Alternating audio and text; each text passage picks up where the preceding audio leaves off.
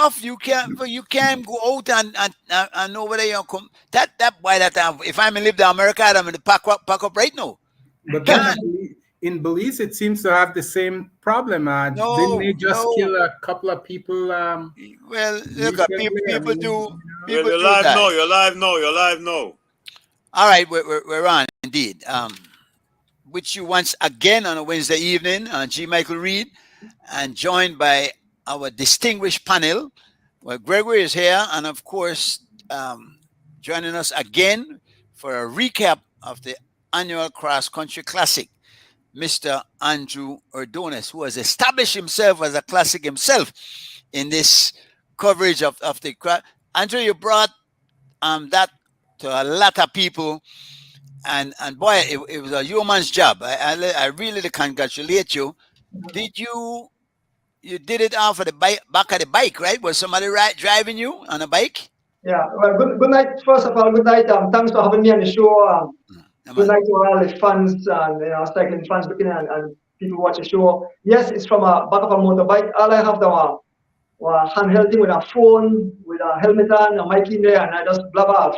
Um, I understand almost 100,000 people reached the race. I mean, we Yeah, can man. usually say close to 100,000 people over the world. So it have been the biggest, I think it's the history for live streaming something, sports wise, music, Amazing, whatever. For Belize, it's a amazing.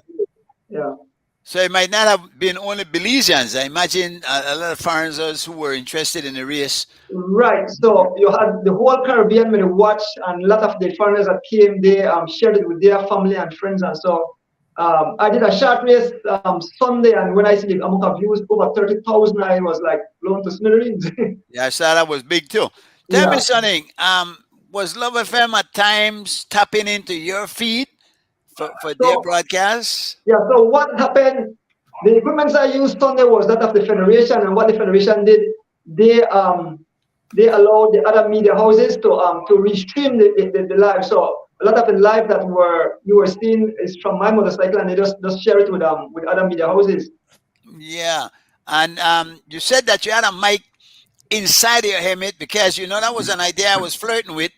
I was trying to buy a helmet. In fact, I had approached Jenkins, the late Jenkins, that it was a pioneer of electronics, I believe, to try and see if we could design one, because I couldn't find any on the breeze when I was riding and speaking.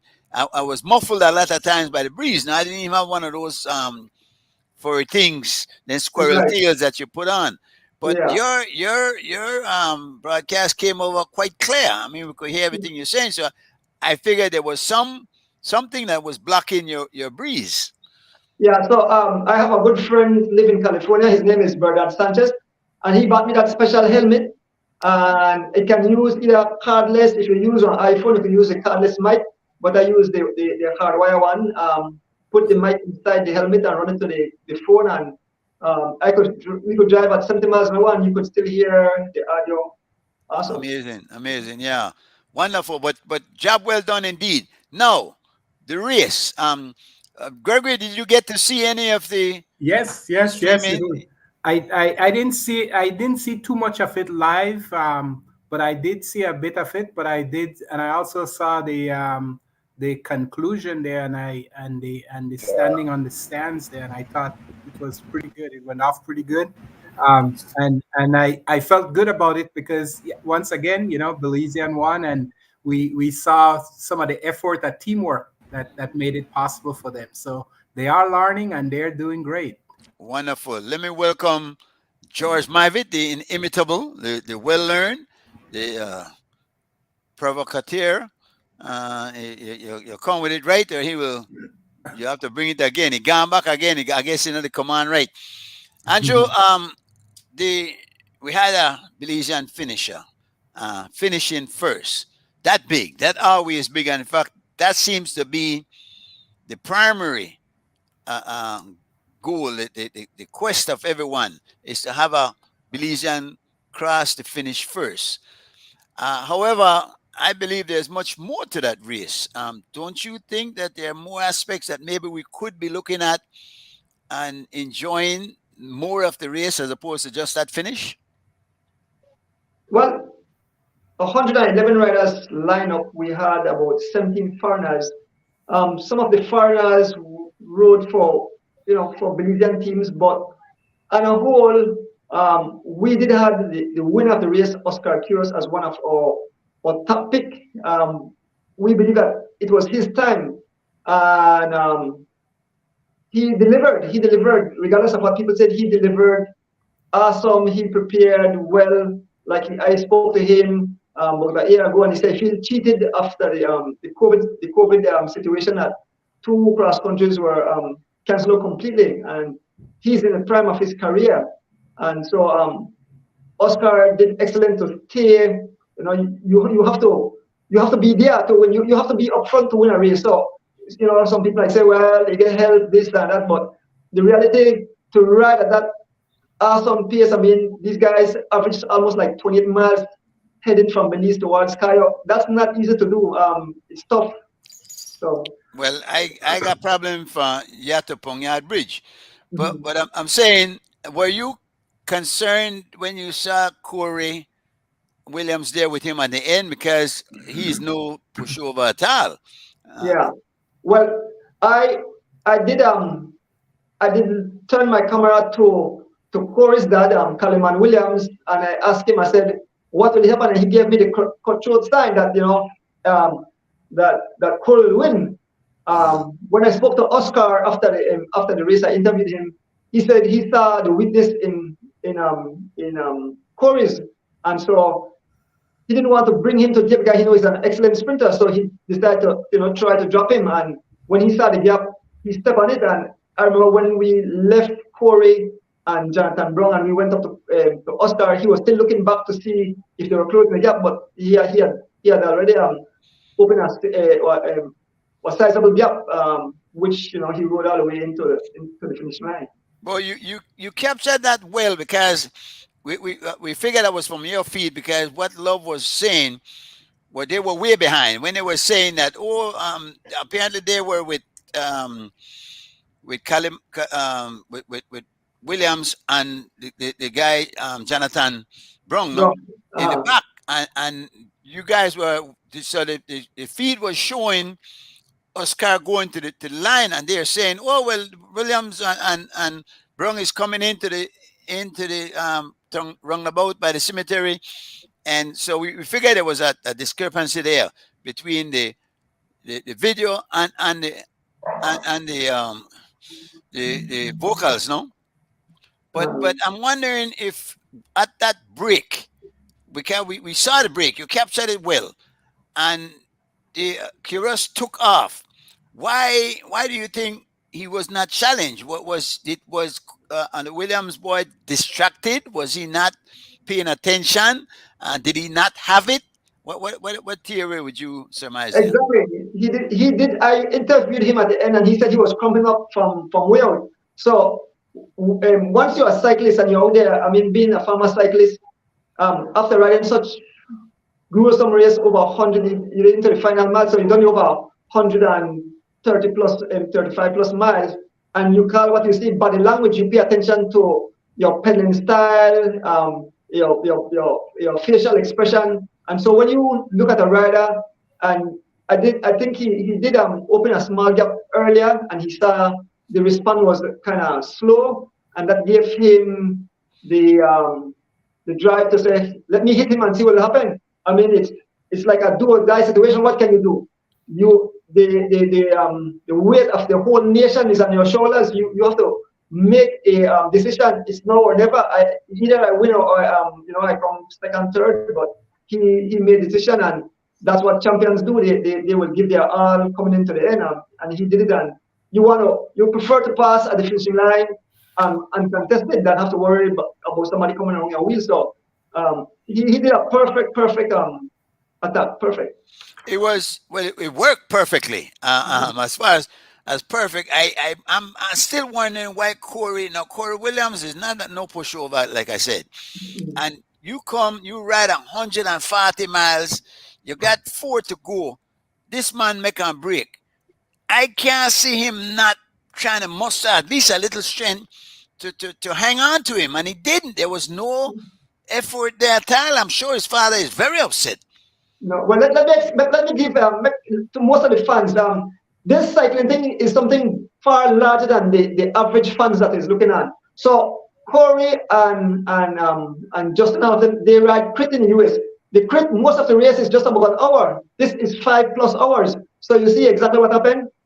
He was way outside his boundary. Yeah. So Corey is very good in an hour or 2 hours race max, but after that he will definitely and give Oscar his kudos. He lives in Belize. He trains here, ride cross country before, so he know what it's like after 100 miles. So big respect to Corey. I mean, he rode excellent, knowing that he's a quick champion.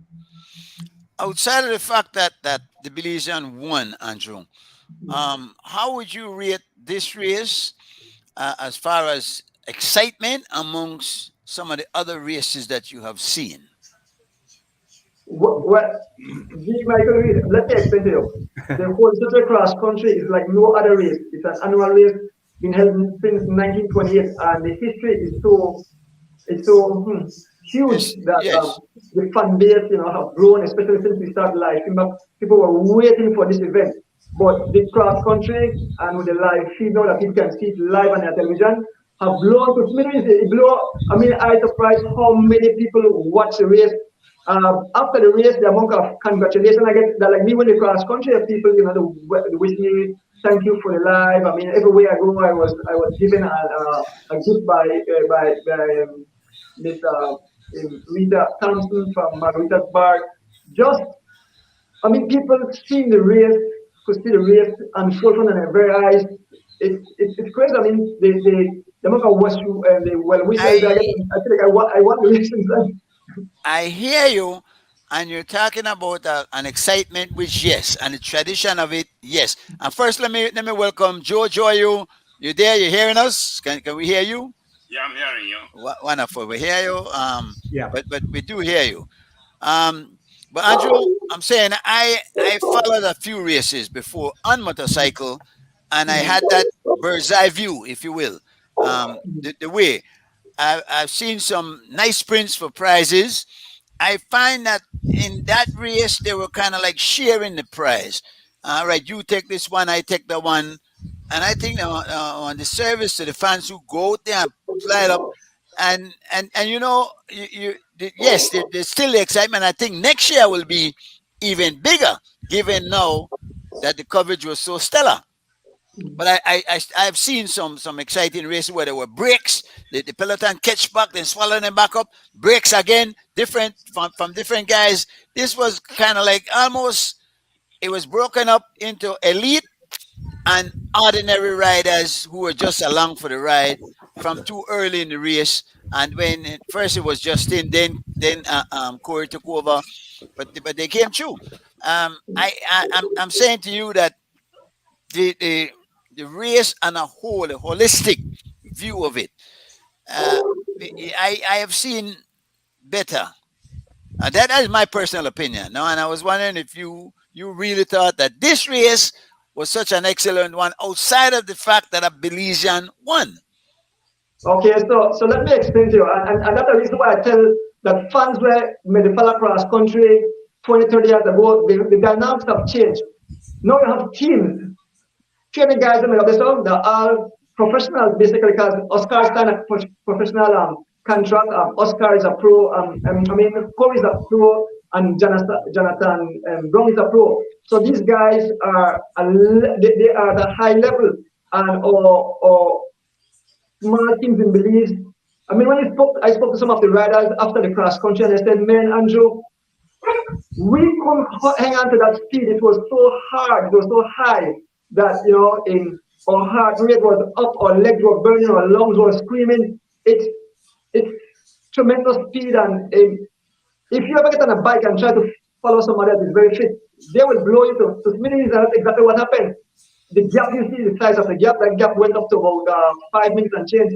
And for these guys to open that gap, what was happening at the back? There was a lot of sitting in and attacks, and you will never close the gap with these guys as professional you know, working like a well-oiled chain, carrying the pace. When we were up there, they were doing something like an average of 28 miles an hour. When you drop at the back, those guys were doing me like 25. So the gap was constantly open. So it's not that it's not it's an unfair race. That's the purpose of the race, to win the prizes, to get away and ride into the city by yourself. Yeah. Speaking of Jonathan Brown, do you, in your honest opinion, he came to work for Oscar Quiros? I feel as a teammate. Would that be fair to say that he was there working for him, helping to set the pace and whatnot?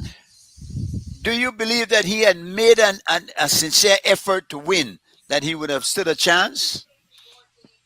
Well, in cycling, when you have like I explained just before, his job was to be a domestic, and once you're a domestic, you will never ever contest your leader. Your job is to carry water, to pierce him through the hard wind, and that's his job. So he will never contest.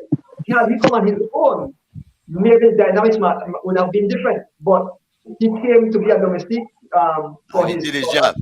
and he did his job. That's the outright result. I went up to mile 25. I like that hill, where you could see them coming from almost all the way to 21.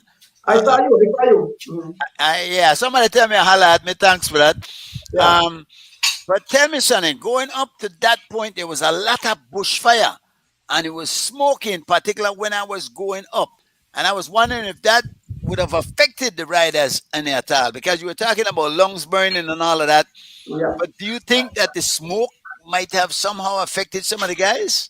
Well, yeah, for everybody, because everybody has to go through it. But I did mention in my life while I was bringing across that the smoke actually take the oxygen out of the air, so cyclists will suffer like crazy. It's hard, the pace is so high, you are fighting, you try sucking as much oxygen. So yes, the smoke did had an effect, but it would be on almost all the riders. So everybody gets the part of the smoke business in. Yeah. Well, we're joined, of course, by Joe. And Joe, as you know, the former president of cycling. And Joe, I know your son also served on the board in some position. What was your assessment of the race? Did you see the streaming, and were you satisfied with the race on a whole? Yeah, I was very satisfied with it. I would say that for me, I think the race was a vindication. It's not a reconfirmation of the broadening of the cross country, broadening the participation, which started in 1987. And I think the race proved to us that Belizeans do have talents. There is no doubt that we are very talented for cycling. But I think the race also brought out to those who understand cycling in this very technical way that we need to, in fact, still develop what I see as the network for cycling in Belize to be able to be more successful. For example, the simple issue of the training aspect of it, the strengthening, the biological development, the cardiovascular development, the strategy in the cycling, in the races, and the tactics. So what I saw out there, I felt pretty good to know that, well, some of our cyclists, Belizean cyclists, who had the opportunity to access, as Quiros did. Quiros was able to access those opportunities and improve himself. So to me, I think the cross country this year taught us things that maybe we should want to begin to look at seriously. And I would congratulate Belizean cyclists. At least there was about a dozen of them, I would say, or less. But I think Quiros was indeed a very good example and evidence of what we can do in cycling in this country once we have the recipe and we get the opportunities for the right environment. Only comment I would make to that it was in 93rd running, and after 93 years, if we're still trying to figure out what we're gonna do, though, given that it involves more and more, and cycling, as Andrew pointed out, nowadays is not what cycling was 30 years ago. So there is indeed a difference. Now, George, I'm going to pull you into this conversation. We know you're a fan, if not an enthusiast. How you like the race? Well, I have to tell you that I make these annual sojourn to my place of birth, Georgeville, and the thing about going there, I get to quote unquote outside of the city and on the road, is that you get this spectacular colors and dynamics of the motorcade and accompanying the race. So it's always better in the country, and especially Georgeville. We have a number of cyclists from Georgeville and journalists from the West. And I think that that adds a fair amount of enthusiasm from the crowd. I guess that people would know, and certainly Andrew Maria and his sons and daughters are from Georgeville. So Georgeville is one of the deep places when it comes to cycling, both from the standpoint of participation as well as the fan base. And this year was excellent. The weather was excellent. When I got up, it was foggy, but really the fog cleared. And I think that that was great for both the fans and the cyclists by the time they reached Georgeville going to the park. The only comment that I would have outside of that is that I don't know if I've heard, because I've been kind of spotted in and out trying to get connected. Did I hear Andrew say that Russ is quote unquote a professional? But I kind of not got what was said. Andrew, I don't know. He's riding. He's training in the States, and he's riding. But as a professional, Andrew.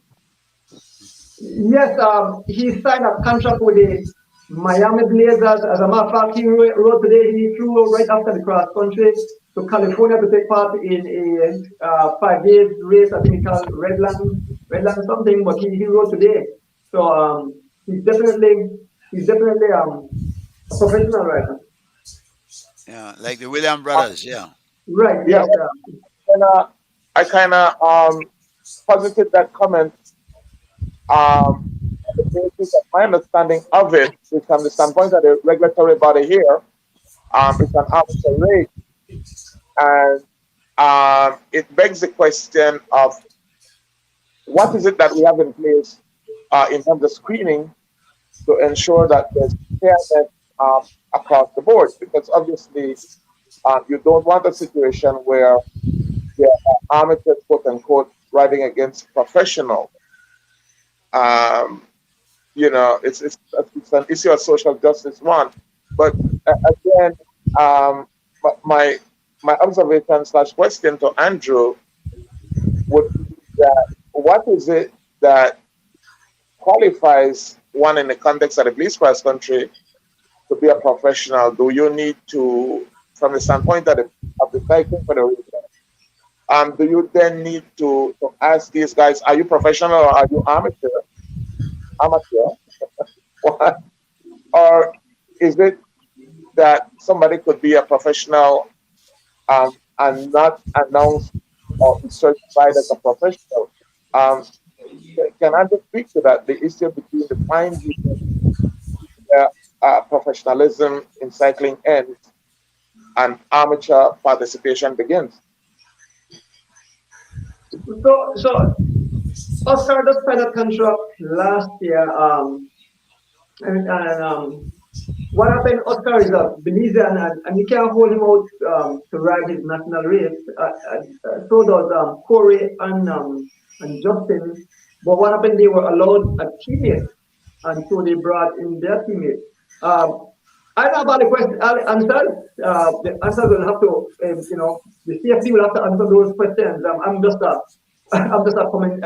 commentator for the race. So, But Andrew, the big question has to be: is there criteria? Because from what I had understood before, that as a professional, you're not allowed to ride, and we know many have been refused entry into the race. Are you saying now that the rules are changed for Belizean riders, that because he's a Belizean, so even though he's a professional, you cannot keep him from riding the race? Right, yeah. Interesting. I guess, like I mentioned, the federation have all the rules and regulation.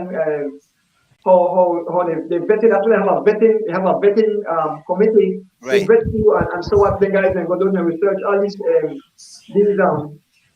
that you just want to ride or sign up for the race and that's how they but they actually have a vetting committee. I don't have all the details, but these guys that why we talk professionals, they are not the European professionals like the big guys them out in Europe. I mean, they could, those guys are at next level. Those are the real top-notch professionals.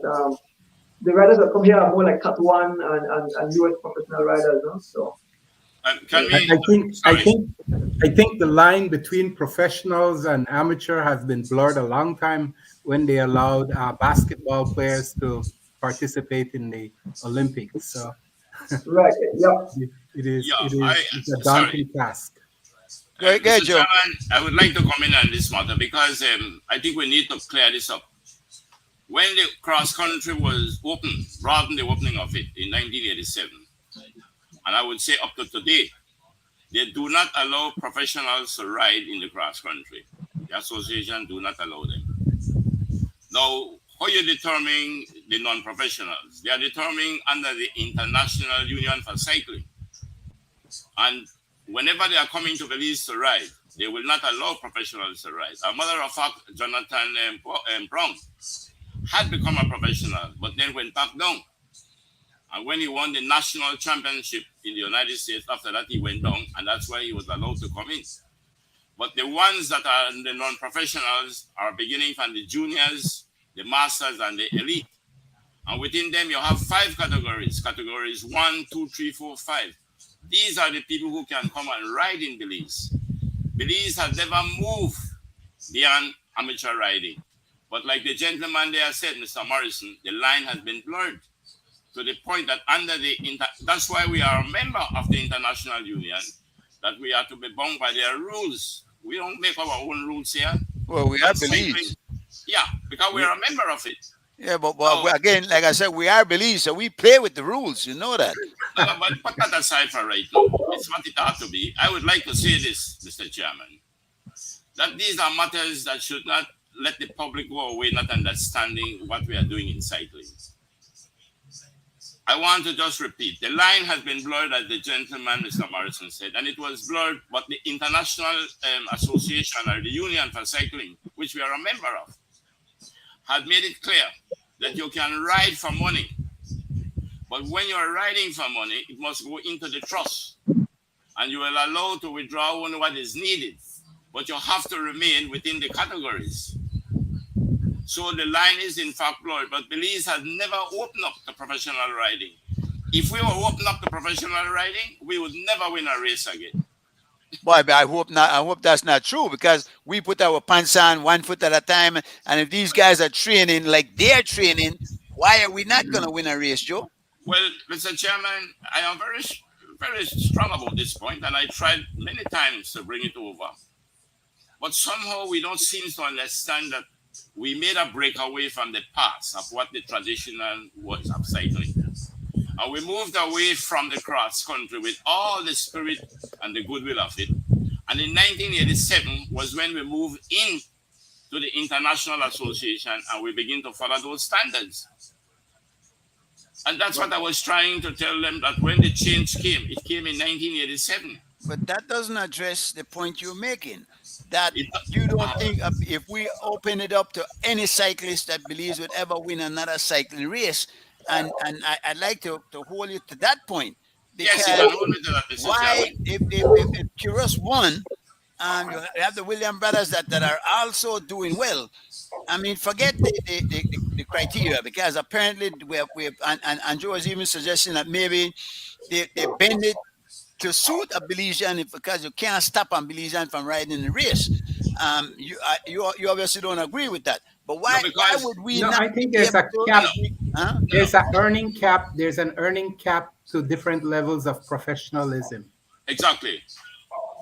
And what I need to emphasize here, Mr. Chairman, if you allow me to, I hope I'm not coming over too strong. No man, go ahead. If the association, which is a federation, that has been registered with the International Union for Cycling, if we are no longer abiding by those rules, then I don't know what rules we are following. And the point I'm trying to make is that we do not bring professionals to ride in the cross country.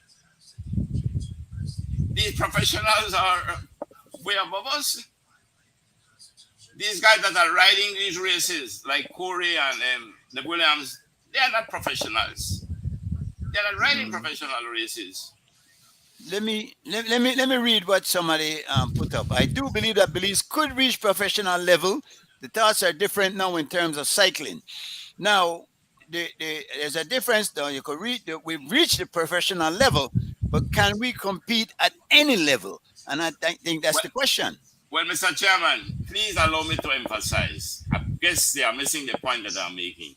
When we made the move in 1987 to bring Belize to be a venue for international cycling, the intention was to bring professionals. That was it, to bring professionals to compete with. Belize, I think, have the talent to develop professionals. There's no doubt. When we're talking about professionals, we are thinking about athletes earning their living from riding. That's what we were moving towards. The point is that we've started it, but we did not, when we opened up in 87, went professional. We decided that we will leave it, we will leave the amateurs, and what we will open it up from the junior to the elites and to the masters and to What are George? George still attack, George. George, you want to hear? George, are you hearing us? Sorry? You hear me? Because Yes, Joe still attack. Joe still attack. Oh, sorry. So you finish your point, Joe? I just want to close on this. That the point that I'm trying to emphasize, the change started in 1987. We became a member of the International Union for Cycling, and we begin to abide by their rules. Right. It was that were developed over the many years before through cross country in Belize. Those were our local rules. Yeah, all right. We were going just by local rules. It was not until then, when we joined the international body, we became bound by their rules. All right, we get Judge. Go ahead, Judge. When we say, No. I apologize because I thought there was a pause in Joe's delivery. Yeah. But I was just making the point that you don't want a situation where, because there's an Oscar-Tourist who is really a Belizean, you kind of bend the rules for him. I think that the whole issue is of Belizean from participating has to be examined if indeed that Belizean is competing in a way that is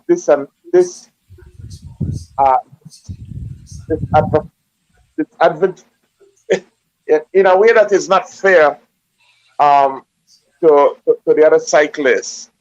I'm not taking anything away from or anybody, but I want to know that there's integrity attached to cycling. My concern and my question for Andrew is, given the dynamics of where cycling is now, where quote unquote, let's call them crazy professionals, can compete with core amateur. Is there any way that we can expect that our boys, our home boys that are born and live in Belize and are practicing Belize, can they win a race? Outside of the international, taking up a sort of international training and living abroad. Can that happen? Andrew?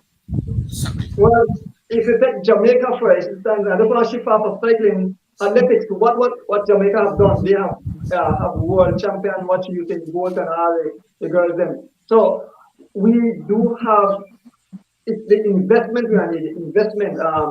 We do have talent. It shows in Oscar, it shows in Kaya Katus. They have raised the bar and work hard. This thing that not that hard work. People don't realize how cycling is one of the toughest, the meanest, the selfishest sport we have. I don't know why I like this sport, but they just love it. But the time, the effort, the money you put in, people say, does it worth it? A lot of people, I mean, a lot of the guys that are competing are guys that have family, 8 to 5 job, a whole lot of stuff. So when you are a rider who can say, okay, I can put all this aside and I can only ride my bike, you will definitely be a level above the rest. And so when we catch cycling, I believe there are only a handful of riders that can ride bike, just ride bike, and that's how they do ride bike. The rest have other other chores to do. They have their job, they have their family. I mean, a whole lot. So when we hear Palacio attack on his show and he says certain things, it's not that he's going to be mean. He's just being a realist. He's letting the fans know. The average fans don't understand bicycles. Most people believe, oh, I could just jump on a bike and only go trail. No, the guy mentioned it. Nutrition. The women cross country champion. Caitlin, she mentioned about nutrition.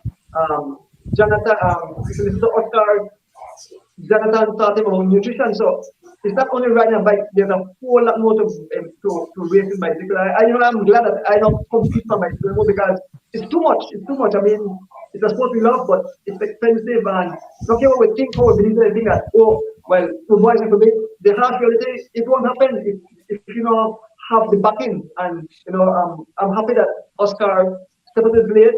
Now he's abroad racing as a professional, and that's awesome. So to be honest, Judge, it will be tough. Like Mr. Cowie said, that if loan professionals come in, we won't win races in the future because the guys do race at a much higher level now. But Andrew, let me try to make a point I've been making for a long time. Can we look at this sport, even this race? Because why can't we have one race where the professionals ride? Try to get it on the international cycling calendar and use it for the purpose of even just tourism. But then we have the local riders. We understand that they have jobs. We understand they don't have discipline, which is the most important thing. Because I mean, if going to football when Pele start to learn for play football with a coconut and one milk pan. I mean, if you have the commitment, if you really want to do it, and you apply yourself, it can be done. Okay, if you're gonna cycling with a job, and I remember Santino used to do it. To his credit, Santino used to give his cyclists good jobs, a job for maybe just ride on bike from one here to and deliver something, get them a regular salary, but only insist that they train every day. Guess what? They didn't. For the most part, he had to go try pick them up every day, and still they weren't ready. So I think the commitment is what is missing. And certainly, if we open it to the professionals and allow them to ride, the business will realize, why if we want win, we better put more into it. And that's the bottom line, I think, from where I see it. Now I might be wrong and you could correct me. Let me read this. Let me read this, because somebody was saying that somebody from the Cycling Federation should be on here. Well, Joe is a former president, and Joe has made it clear from the beginning that he's commenting from the viewpoint of a commentator, former cyclist, and somebody who's around all the cyclists. I mean that you may keep the bicycles around most of the time. So, and we didn't have anybody from the show, but we're doing the best we can. Somebody said that the government need to play their part in funding the Cycling Federation to pay cyclists to ride professionally. Well, I think the private sector has to come in here, because they will benefit from it if this gets really big as it can be. And I think next year we'll see a different level. We're going to step up, and our boys have to start stepping up. Yeah. Some people always want to lean on the government. The government is there to encourage and to facilitate, but not to pay cyclists, I believe. Cyclists want to get paid, they go win races. Good point. I think what they can do, though, is they could have put a better track in that Marion Jones Stadium that we could have used to finish the race. The fans would get a chance to see more of the cycling, and also it would create the environment for that the riders could come in and showcase their skill. I think you're kind of mixing up something, though, because you said that last time. The track design at the Marion Jones is for foot race. It's not designed, and it wasn't intended to be a track for bicycle. What do you mean? You know how many races finished there? but it's not designed for it. It's not the proper, Why can't it be designed for it? because you want to use that track most of the time for foot races. But That's you the can still intent. if you have a track designed for cycling, why can't it be used for foot race? Because it's different material. That the first thing, the layer, the design of the track, how it's built, the width of the lanes and all that, the way it's banked is all, it should be all a different and more appropriate design for that specific. I'm no engineer, so I can't. I don't want to go down that side. I'm just saying that as a matter of fact. No, I think what Mr. Morrison is saying is fact. It was never intended to have a track in that stadium again. And I'd like to correct something here, Mr. Chairman, because I think we could be misleading people. Unless someone can tell me differently. I don't see Kyrgios as being exempted to ride in this cross country, although he's a professional. I don't think that is true. Kyrgios, Williams, and Brown, they all ride for the same economic interest group in the US. But what these people do, they begin them as amateurs. Well, it doesn't mean that amateurs don't make money, They do. But they have different rules. And what they do afterwards, they groom them as amateurs. And then after that, they'll take them up to the professional levels. Because they make money off of these things and they invest in them. So Brown, Williams, and Kyrgios, in fact, I think Kyrgios went back because of races they are riding over there for the same group. That's so the correct. three of them ride for the same group. And none of them were exempted. Jonathan, I think, did go up to professional, but then came down back. That's why he was allowed to ride.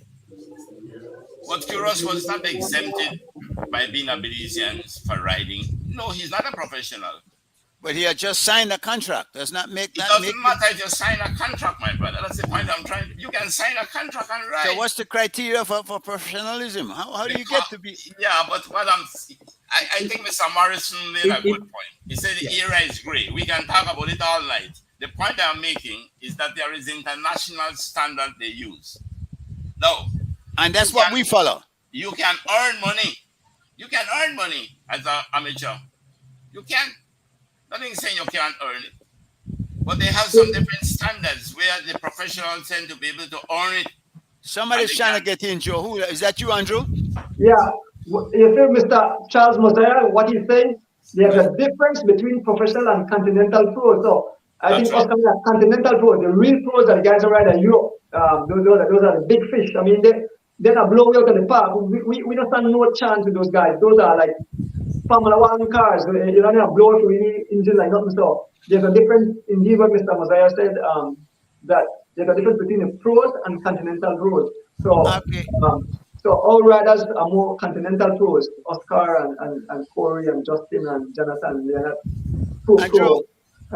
Andrew, you said something similar to what Joe said, that we're never gonna get there. And then, but you did point out the Jamaica case where they hold the record in track and field in every event. Every category is held by Jamaica, a smaller nation, a smaller country than ours in size.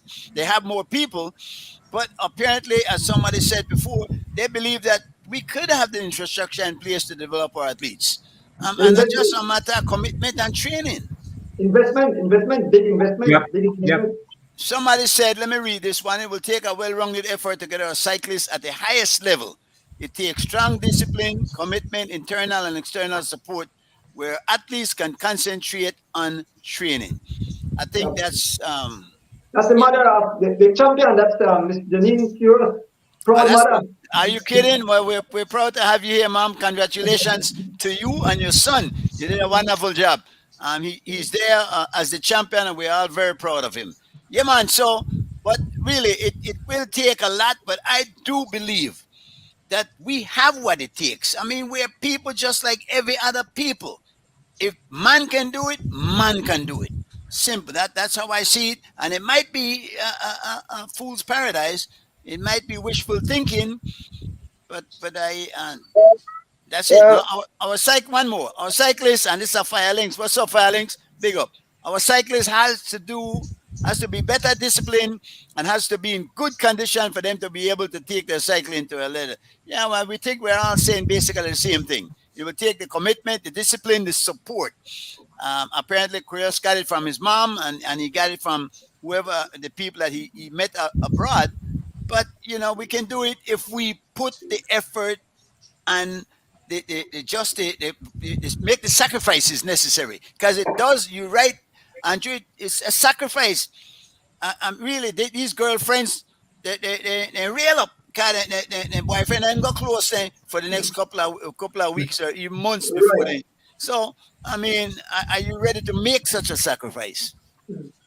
Well, to your point, Mr. Chair, and to the point that Andrew basically made, that you need the support structures and services in place.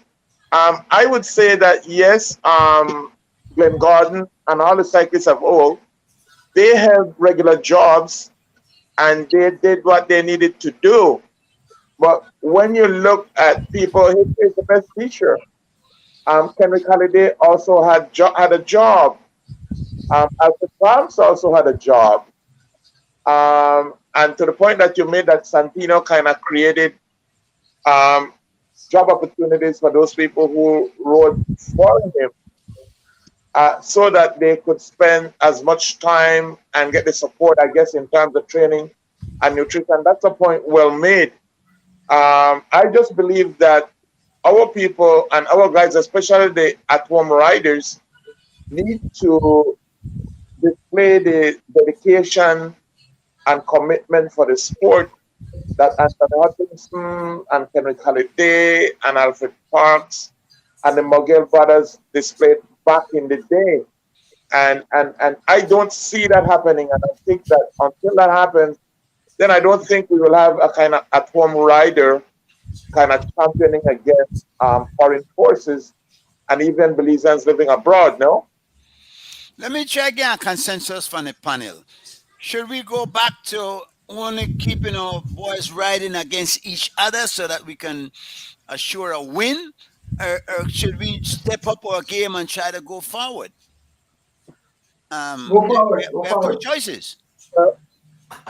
Andrew?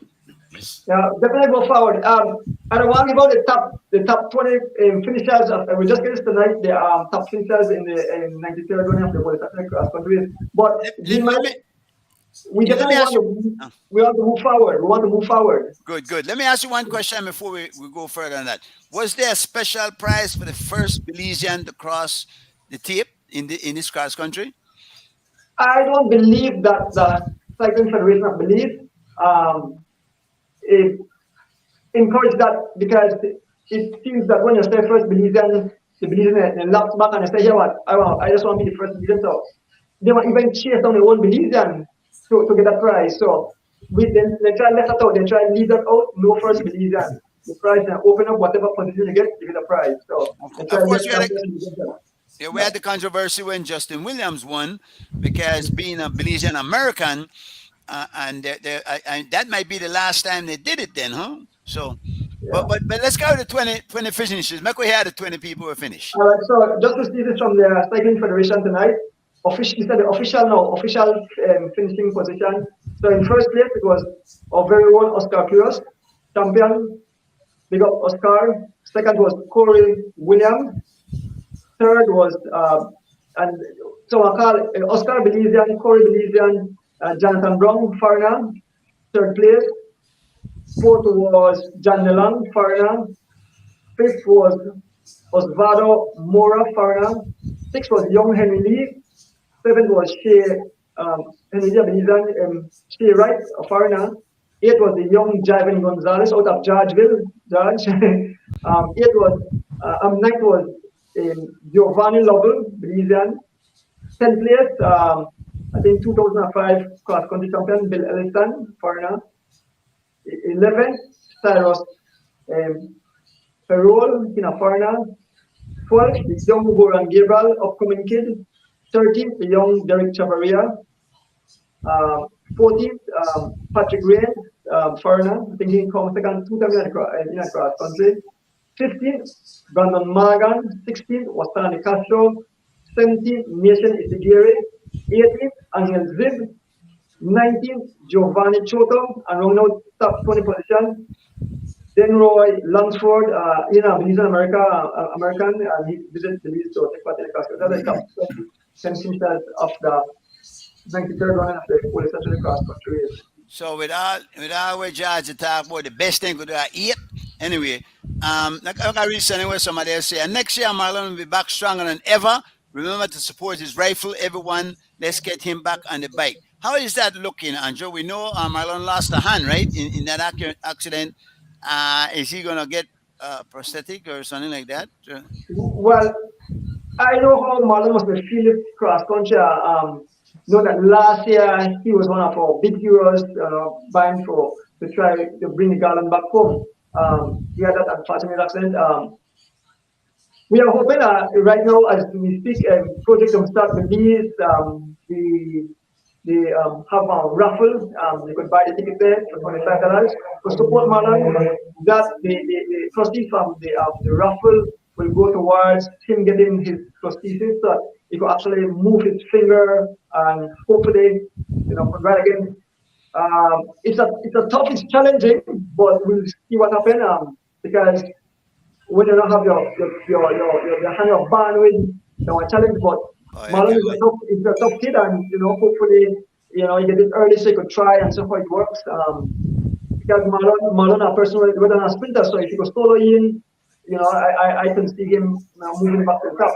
But like I said, I'm sure as I try, encourage people to purchase a ticket, support the fundraiser by Project Jumpstart Belize with Janice Jacob out of New York. He jump in and trying to raise money so that Marlon could get that prosthesis. This is a raffle they're having. Is there a number? Is there some way of buying tickets? What's the story on that? So you could get tickets here at Adonis Bike Shop. You go there at Marlon Castillo's meet shop, or you can contact Miss Janice Jacobs. She's a Project Jumpstart there in UK. And for the ticket, I think the drawing will be held right here in our studios in June 15th, I believe. I think it's June 15th. I'll get the date properly. But we encourage people to support our local heroes. Like I said last year, Marlon was one of the guys that the whole nation was hoping that could bring back home the Garland. So we must support these guys. And this is tough with athletes, because when I get support, good thing you have good families. When you get support, this way, I mean, not train away, but to race 140 plus miles in one day at high speed. George was talking about chemicality as it passed, but the level of cycling I've raced, check the time. When I'm in the ride, I just finished like 7 hours change, and guy chop off over 2 hours and change. You realize how much faster you're riding. The technology have changed, the bicycle, the road, the nutrition, a whole different levels of. And speaking about cycling, people sometimes can like bad cyclists, but they don't know exactly what. So cyclists cry when they don't look good, because they know the hard work and put in, and might have one fall, not that their fault, or they had some mechanical, something that threw off their race, and they change the whole game, they train all year round.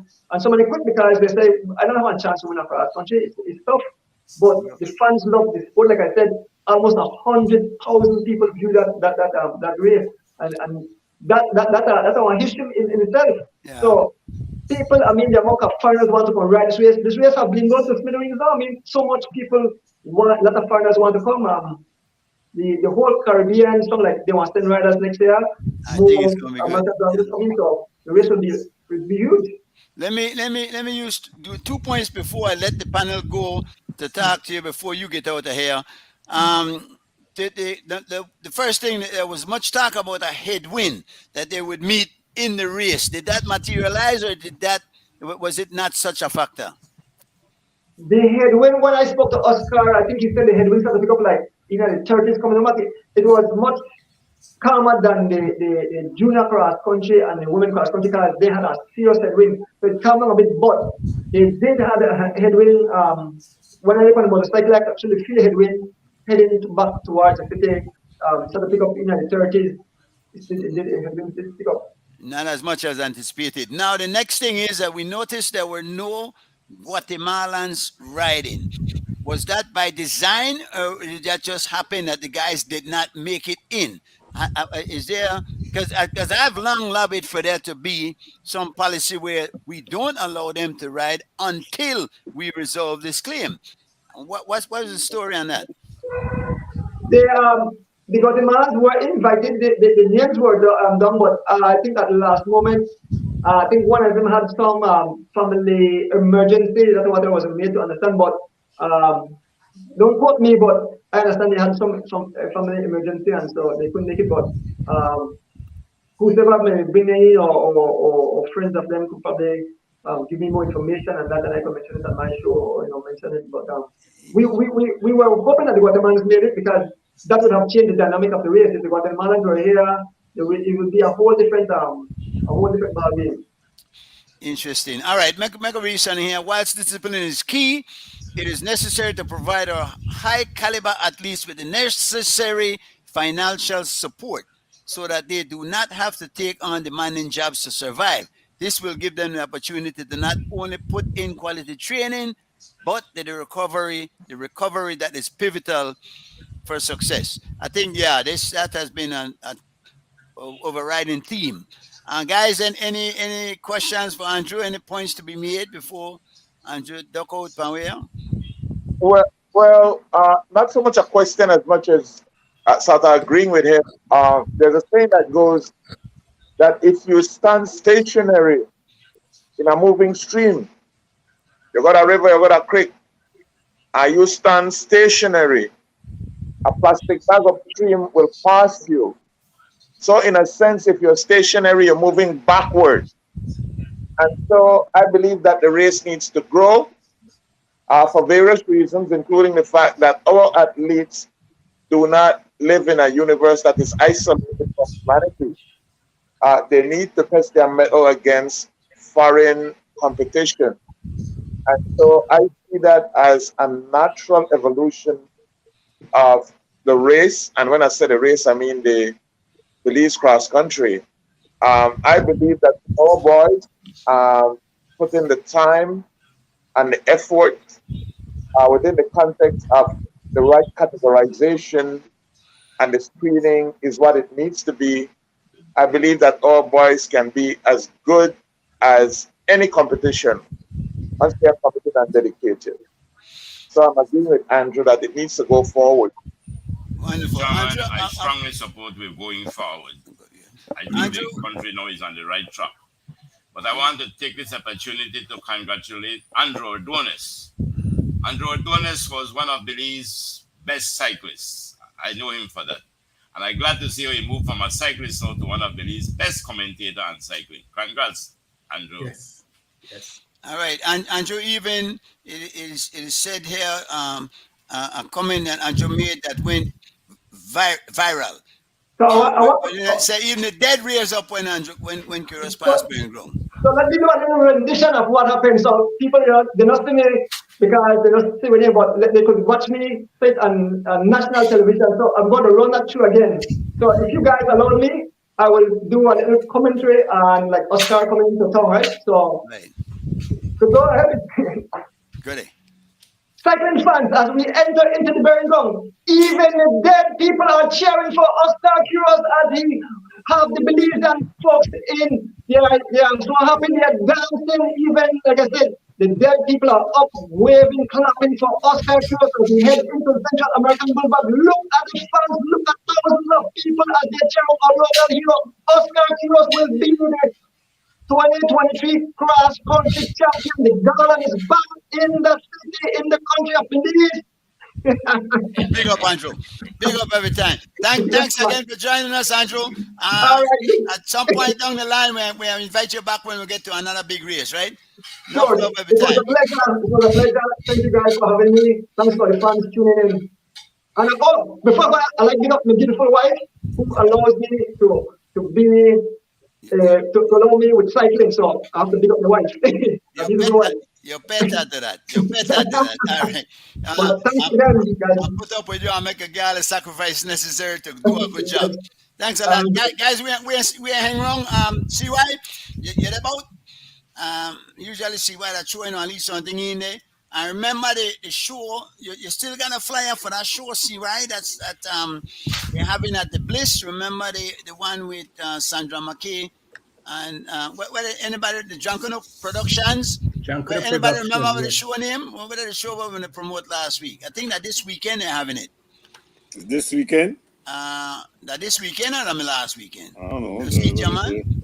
This weekend. Belitopia. Belitopia. This weekend. This Kind of like Yeah, play on Belitopia. words with you. I think Saturday. it's Belitopia 2050.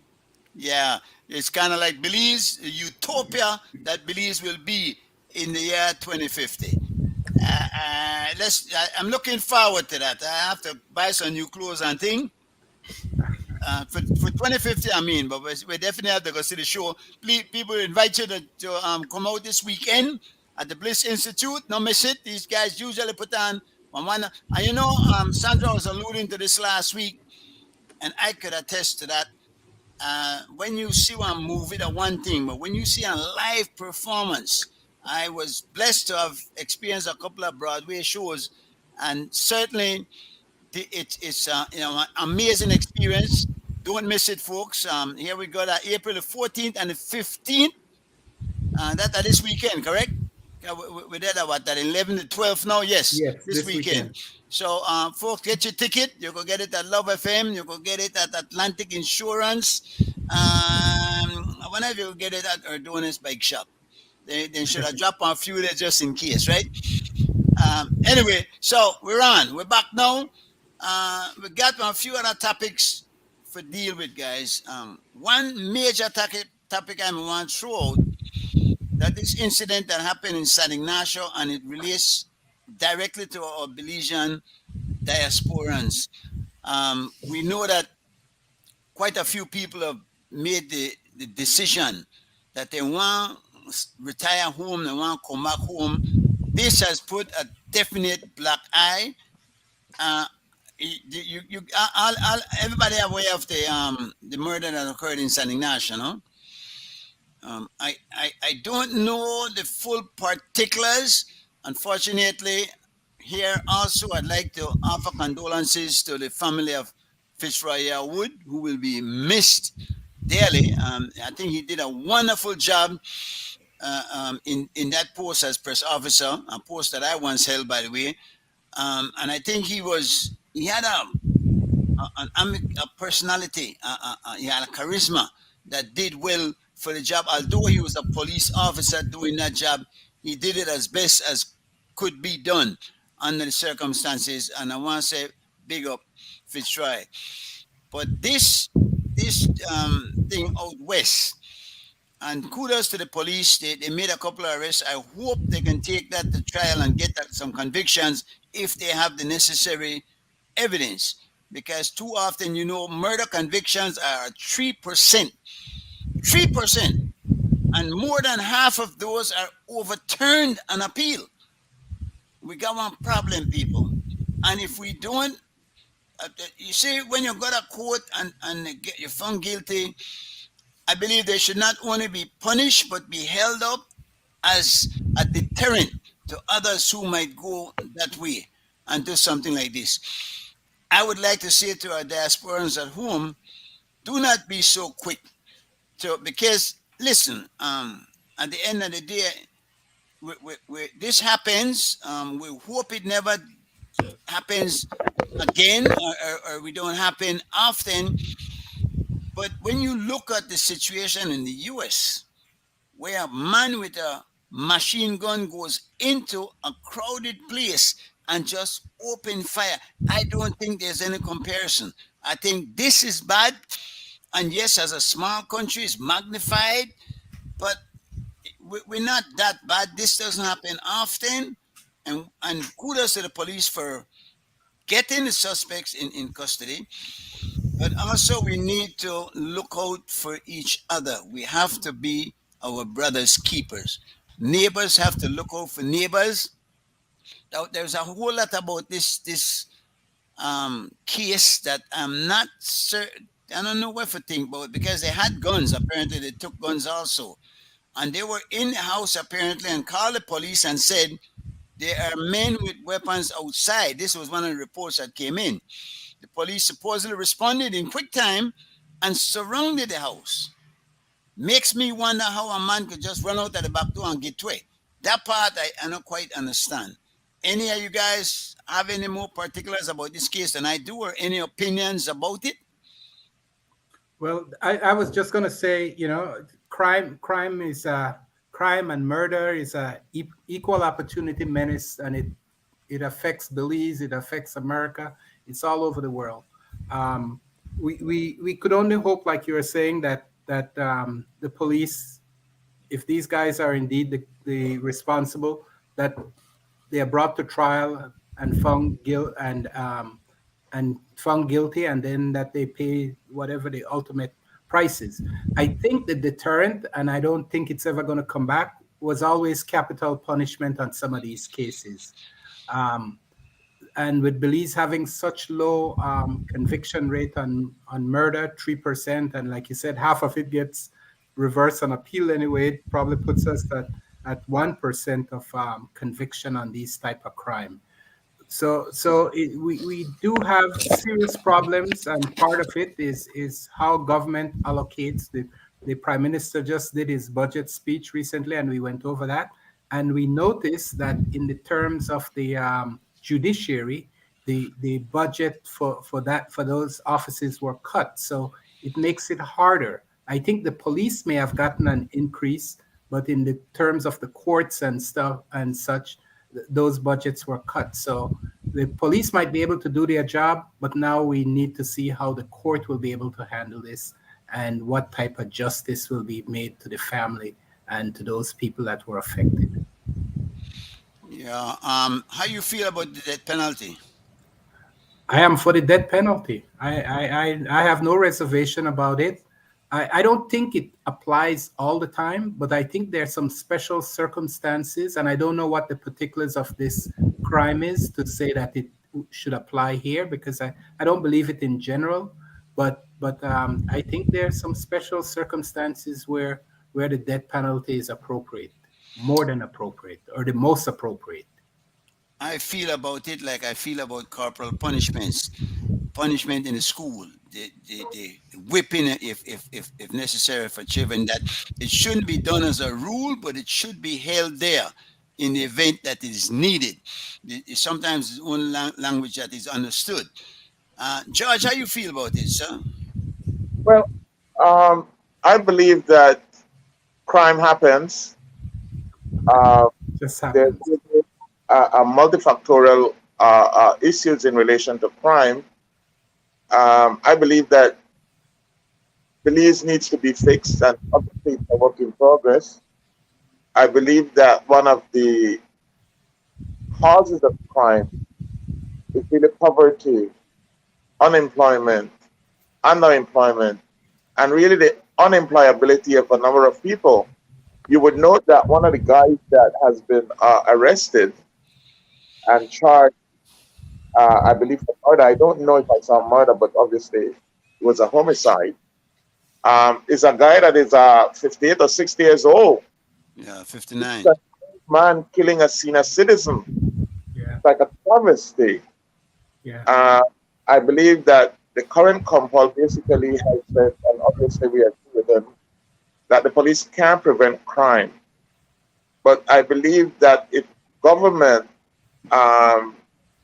really place the policies that would grow the economy and policies that would basically educate our people and make them employable, and policies such as, and this is a hardcore one, and I don't know that it is practical at this point, but there has to be something that says that there's a lack of discipline in the society to a large extent, and that's a relative statement. Discipline now relative to what it was in the past.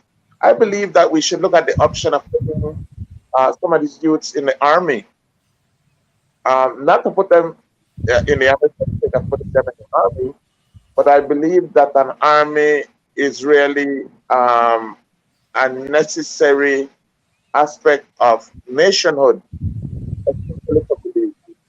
I don't want to go into another area of the discourse, but I believe that the whole Guatemalan situation, etc., is no reason for us to say, well, we can't fight them. Look at the situation in Israel, where Israel is a million surrounded by 200 million hostile Arabs. So I don't buy the fact that you can't have an army. But as I said, you don't do it for the sake of doing it. Every Taiwanese that you see coming to Belize, the male are military service is mandatory, and I believe at some point we may need to head that way, one or two. Even if we don't, then these youths on the streets that are giving trouble and that invariably end up in enterprises should be made to do military service. Joe, Could I- yeah, Greg, let me get Joe a chance for Okay. jumping at first. Calvin Maria thanks. He said, forget about the crack on the dope. Let's bring back the rope. I kind of agree with him. Yeah. Joe, what do you think, bro? Yeah, I Yes. think we are facing some very serious social problems, and the symptoms of crime is evidently manifesting itself as one of them. Poverty evidently is one, and I would say corruption, to name a few. So I think that we should go back to the whole issue of, and I think Mr. Morrison mentioned it, and Mr. Myvid, that it's an issue of the prioritization of the resources we have. When you look at the budget, indeed, and I keep believing that we have moved too much into infrastructure, physical infrastructure, as if though that will be the panacea for our problems.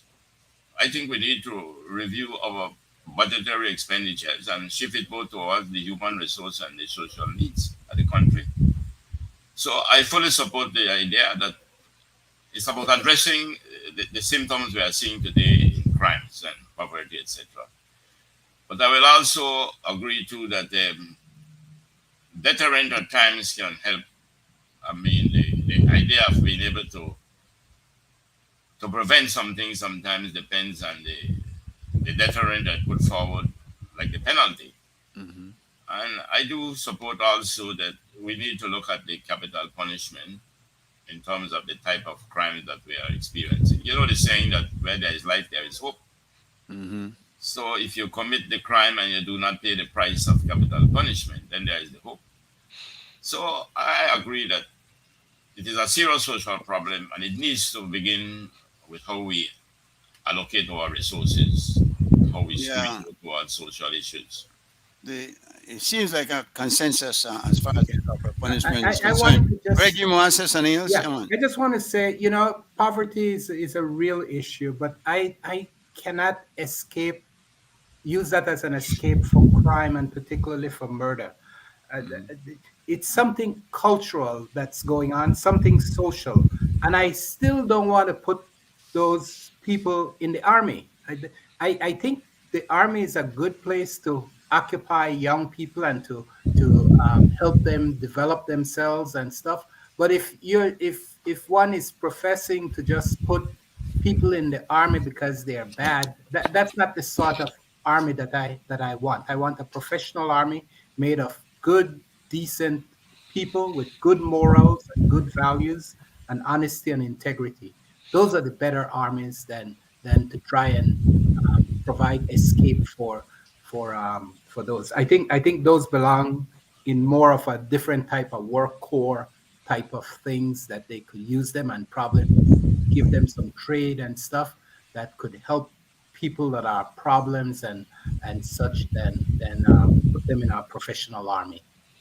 I hear you. I disagree also with George. I know people who are dirt poor that would not steal a dime, would not commit any crime, certainly would not kill anybody. So I really think we cannot use poverty as an excuse. Certainly we need to help those who are less fortunate than others. Now again, the army, I think the army does instill some discipline, and George's point has to be taken that given our situation with Guatemala, every able-bodied person should be in the army, and being in there will help with some of the discipline that's necessary. And it's funny that we're talking about discipline as it refers to sports and as it refers to crime and children coming up. I think though it's not something that can start in the army or even in school, it has to start at home. When parents just allow the children to get away with anything they want to do, anything they want to say, what they want to say, if they don't feel like doing it, they don't want to do that, and that's it. I wish I could have said that to my father coming up. I mean, to get up off of the floor more often than not. So I think if we want to have better people out there, better in any, we need to start raising better children. That's the key. Guide them, exercise that tough love. Not everything you want to get. You will say morning or evening to elders when you meet them, whether you know them or not. When a person speaks to you, you answer them. You ever walk on the street nowadays and you meet a young person and you even say anything to them and they just look on you with a stare as if trying to intimidate you and like, whoa, you don't even know me, sir. So I think it's yeah, go ahead, Judge.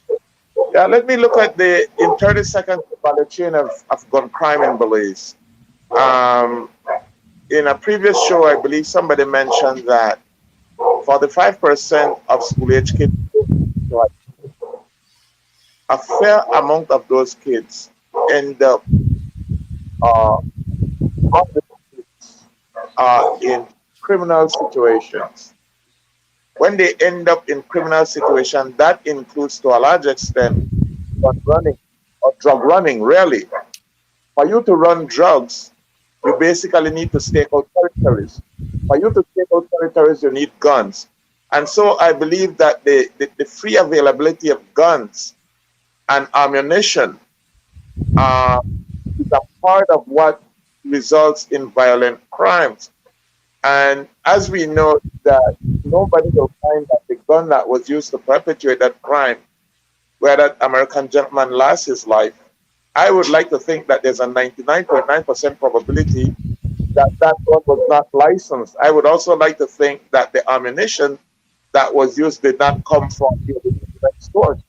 And so I'm just making the point that, yes, there's a causality between poverty and crime, not just a line relationship, but there's a causality. And unless we go to some of the triggers and some of the root causes, some of the preventable crimes will continue to haunt the nation and give us not a black eye, but multiple black eyes, especially when we are looking to Belize as a destination for foreign investment, especially in relation to tourism and other productive areas of the economy. Yeah, and certainly when your mic is off, George. Yeah, great. George, do you think there are countries that has greater degree of poverty than Belize, that has less crime than Belize? I am not. I wouldn't. Well, as I said, there's not a straight line relationship. I'll tell you that Belize is in pretty bad shape, poverty-wise, relative to Central America and the Caribbean. You may recall that on one of the previous shows, I was going into some of the statistics in relation to poverty. Bad shape. But not because you're poor, that means that you'll go and commit crime. I grew up poor, but I did not take a gun to anybody. We had the discipline, as G. Mike said, within the family structure. Yes. We felt growing up that smoking was a major crime. Yeah. We felt that skipping school was something that was not tolerated. And so, not because you're poor, it means that you commit crime. But there's a probability that if you're poor, especially in the context that you have, you're poor, you're uneducated, you're unemployed, and you're unemployable, something bad will happen. Yeah. Well, see, that's the whole cultural and social decline that happens that cause it. So it's not necessarily poverty in itself. As you said, there's not a straight line, but it's all those things coming together that leads to the criminal mindset. I don't think we even have to go outside of different countries poorer than Belize. I think if we look, there have been studies in Belize, that Punta Gorda, and I know we're hearing crimes coming from there now too, but Punta Gorda is classified as the poorest district, and they Yes. have the lowest level of crime. Yes. So that shoots that to hell. Exactly. Somebody saying that they do not believe in capital punishment because the risk is there that you can kill the wrong man or woman. But I think many times what we do is we formulate policy based on the lowest common denominator, and we formulate policies to accommodate a small percentage of people.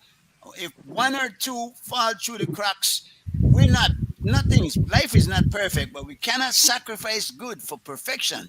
It makes no sense. So I don't think that we can, in seeking to be perfect in what we do, not make every effort to address it. I do not believe that just because one or two might die innocently, and there's a possibility, and even if I am amongst that one or two, I would feel the same way.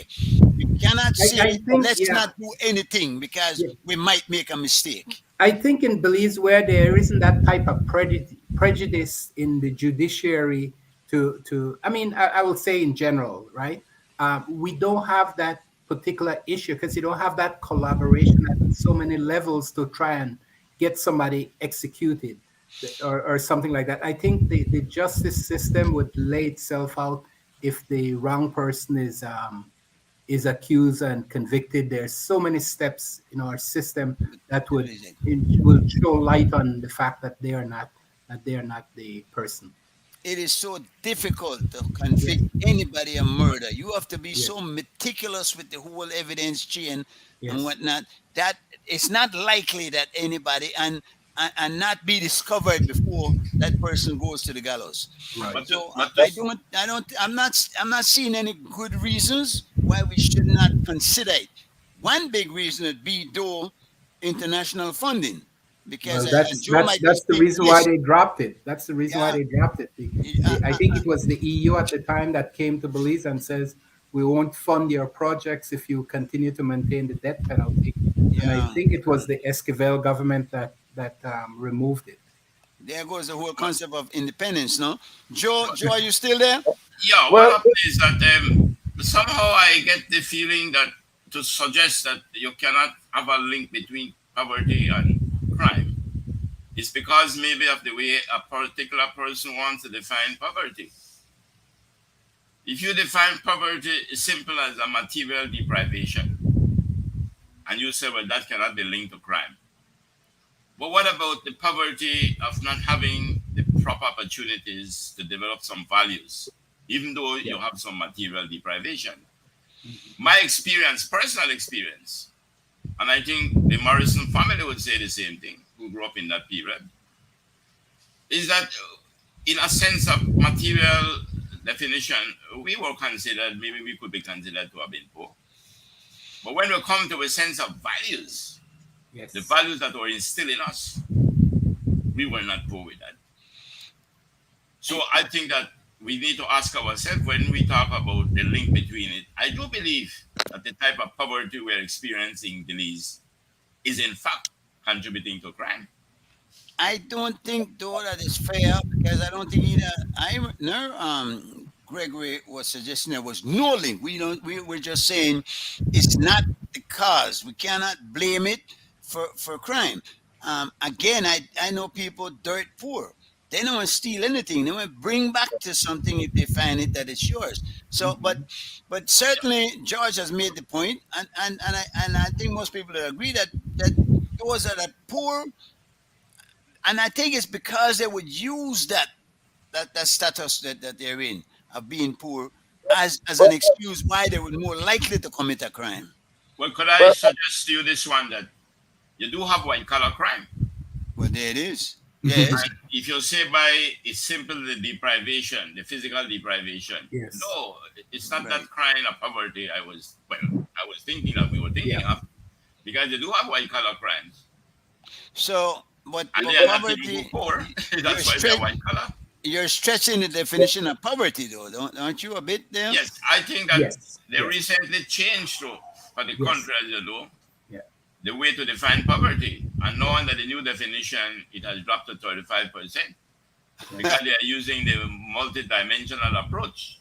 And they are basing it on four main things, and from that they expand on it: education, health, housing, and a standard of living.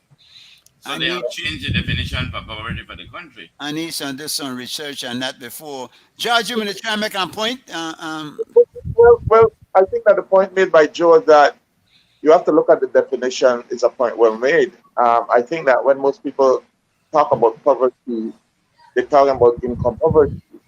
But I think if you expand it to include some of the social functions, That's such correct. as education, housing, healthcare, etc., then it kind of redefines it. But if we look to at the point that you made, Jim, that, well, if you look at Belize City, or certain aspect of Belize City as being poor, but Punta Gorda is really Toledo, is also cited as the poorest district, but no crime is there. Well, I'll say to you, sir, that you're erroneous in that aspect because Well, I did not say that. I did not say no Said crime it's is no. there. I say you'll find less Yes, crime. yes.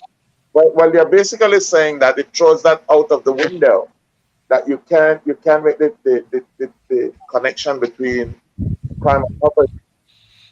And so I'm just making the point that a fair amount of crimes get committed. Remember the whole Rosewood situation in the South? A fair amount of the people that we arrested in fisheries were poor people from the South. So But then you're arresting a guy for catching fish out of season. Yeah, that's yeah. a big point. But You're if we are stretching again the definition of crime, though. Well, crime is crime. It's on the books. No, crime is not crime. That's a poor Yeah. statement. Yeah. No, That's no, no, interesting. no. That's interesting, No, George. that's a poor statement, George. Crime is embedded in law. Yeah, If but you- not now. We're not. I don't There's some think. crime that is socially offensive, and there's some crime that people just turn the other eye on. And I'm not saying it's good. I'm not saying it's good, but I'm saying the social impact is far less than We're somebody there. going out and mugging people and stealing, breaking George, into you- your house, murdering you. Do you Those are think? violent crimes. So But I am saying that if you use a blanket statement to say that sin is that sin. Sin is there's sin. no crime up there, that crime is kind of limited in the South, where the poorest district is, I am saying, no, sir, you have to look at what the data is saying about crime. And it's You not only think- crime. Are you saying crime is more prevalent in the South than it is in Belize City? Is that what you're saying, sir? I can't say that because the dynamics are different. Belize City is an urban setting. Yeah, Belize And- City has high population. Toledo is really rural to a large extent, apart from Punta Gorda. But the dynamics are completely different in both areas. I just want to make Well, the point. you could say that the same thing. You could say the Yeah, same exactly. thing about one country to the other. You see what I'm saying? The dynamics are always different. But that wasn't the point. Well, But go ahead. what was the point? I'm just trying to make the connection that you don't dismiss the fact that there is a connection between crime and poverty. That's all I am saying.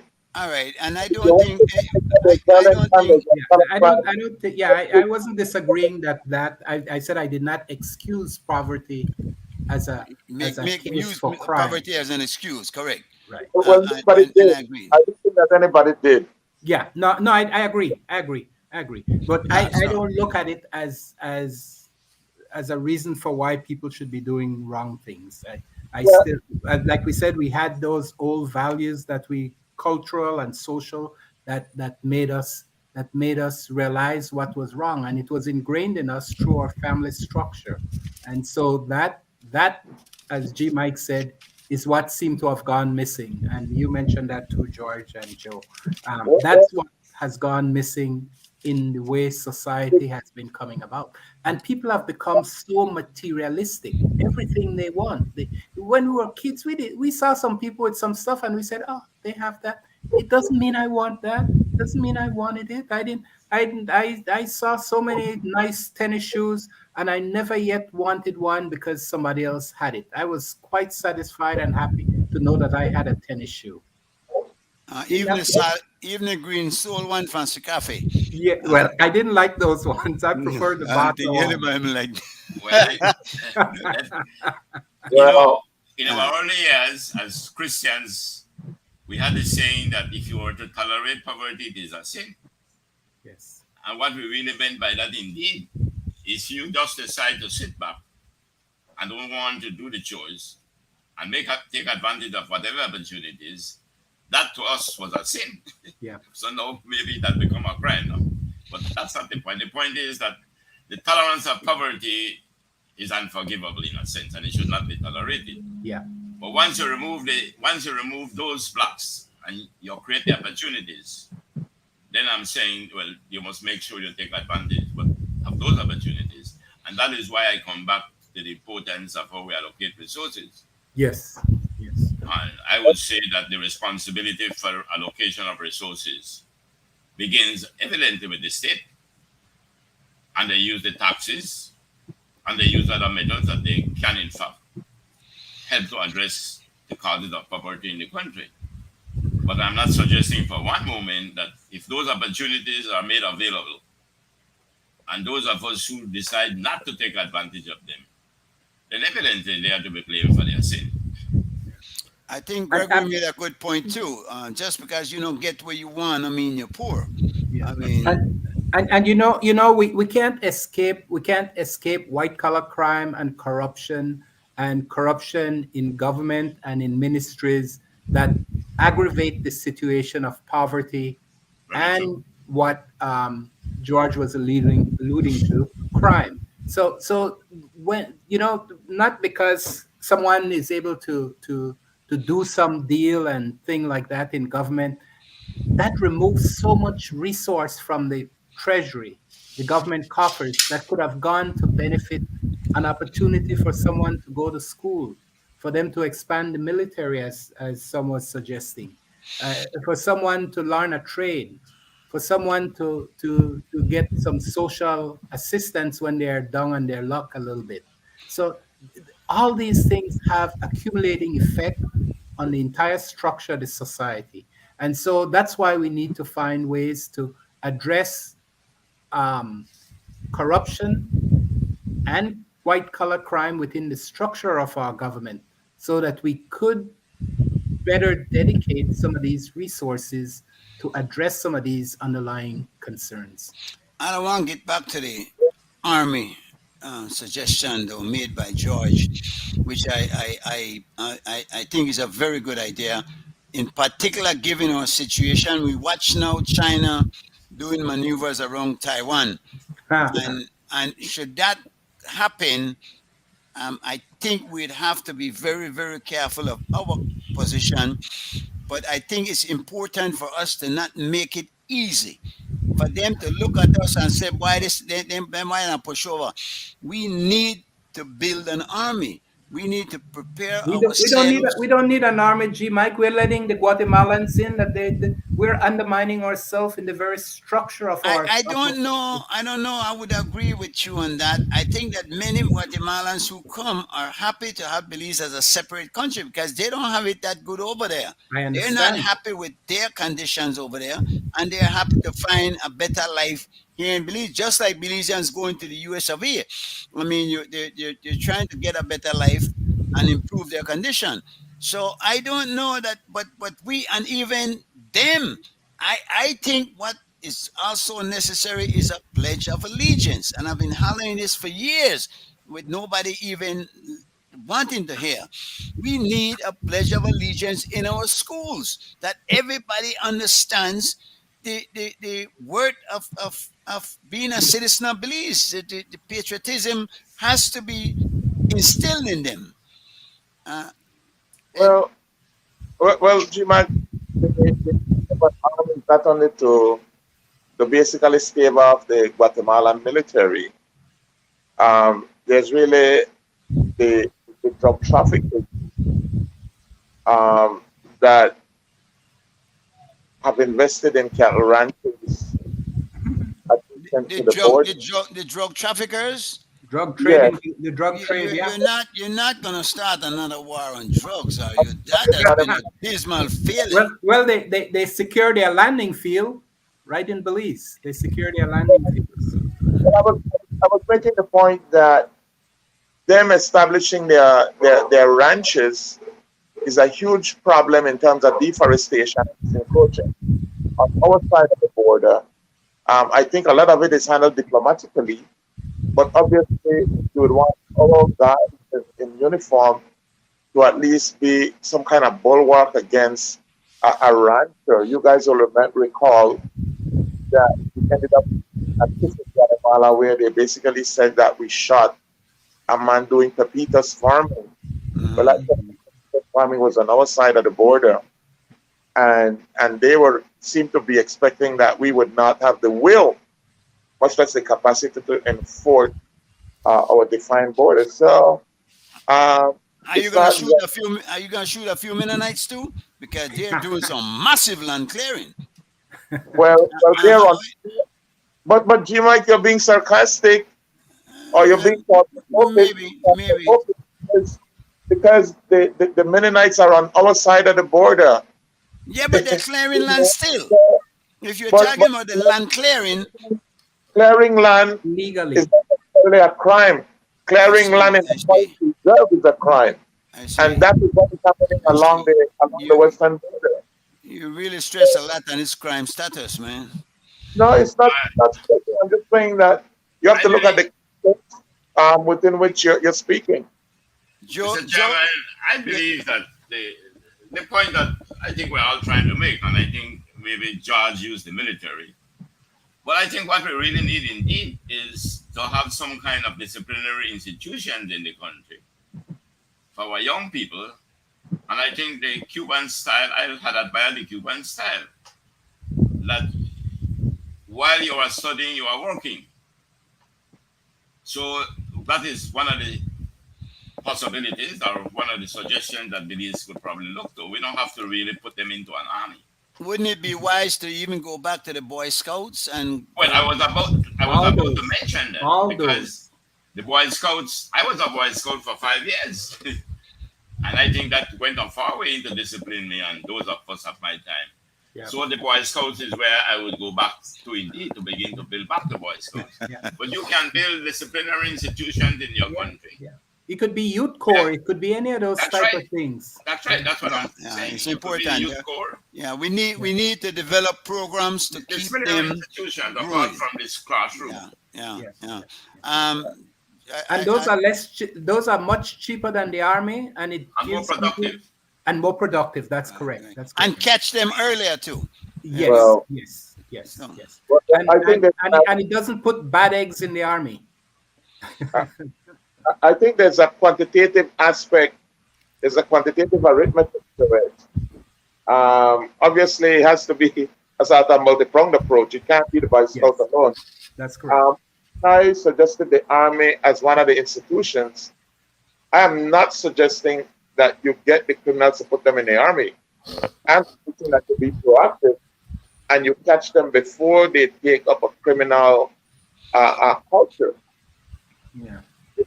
You know, one thing, we talk about our army. Our army right now is like 3,000 or 4,000 people, I think. And probably in the Coast Guard, there's probably like 700. So I think there's maybe 5,000 people in the total army. And that's costing government a lot of money right now. I don't see where they have resources to expand that to include this.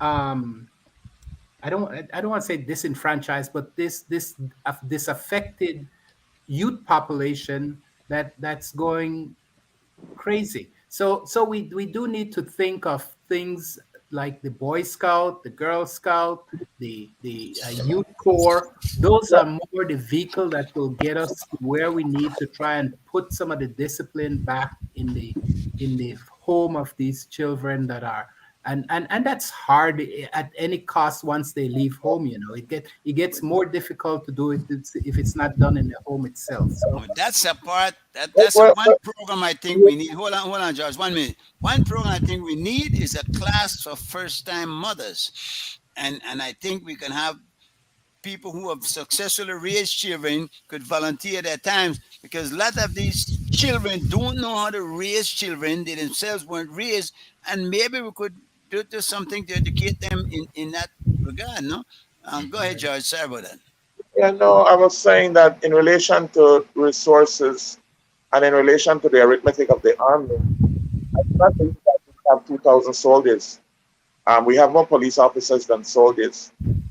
As far as I can recall, in recent times, we had about 2,200 police officers, and that's going up. Over Um, 1,000 for sure. but the point is that you have to have the political will, and you have to be purpose driven in terms of what you want an army for. You just don't call a number and say, "All right, we need more in the army." It has to be purpose driven. Um, are you aware that Morrison, that the previous administration basically has gone on tax forgiveness holiday, I believe, of $90 million. yeah, There's a fair amount of, if you look at the budget this year, yeah, there's a fair amount of investment in infrastructure. There are some people would say, well, there's a reason behind that, and it's not all noble. The point that I'm making is that there would be the possibility for government to slice up the budget pie differently, to the extent that more money are spent on the military. Nobody wants to maintain a military. In the past, I was in Israel way back in the late 80s, and as robust as Israel was, I believe at the time they were spending 7 cents out of every dollar on the military, and they found it burdensome, and they were trying to find ways of reducing that. So obviously, you would want to make sure that one, it's affordable, and two, that you basically invest what you need in an army. But you can't just say, well, it's too expensive, and so don't worry about it. There has to be that's not my take. But I generally believe that the army is a lost. I don't want to say it that way. It is said by some people that, hey, they asked this king, why did he feed his army and treat them so good? He said, well, there's that one day when I'll need them to defend the country. So there's that chance that we will need an army, but I much would rather put that resource in much other areas of development for the young people and for the country than necessarily an army. I know, Gregory, but we do have a Guatemala claim hanging over our head. But we keep comparing ourselves to Israel and small countries Taiwan.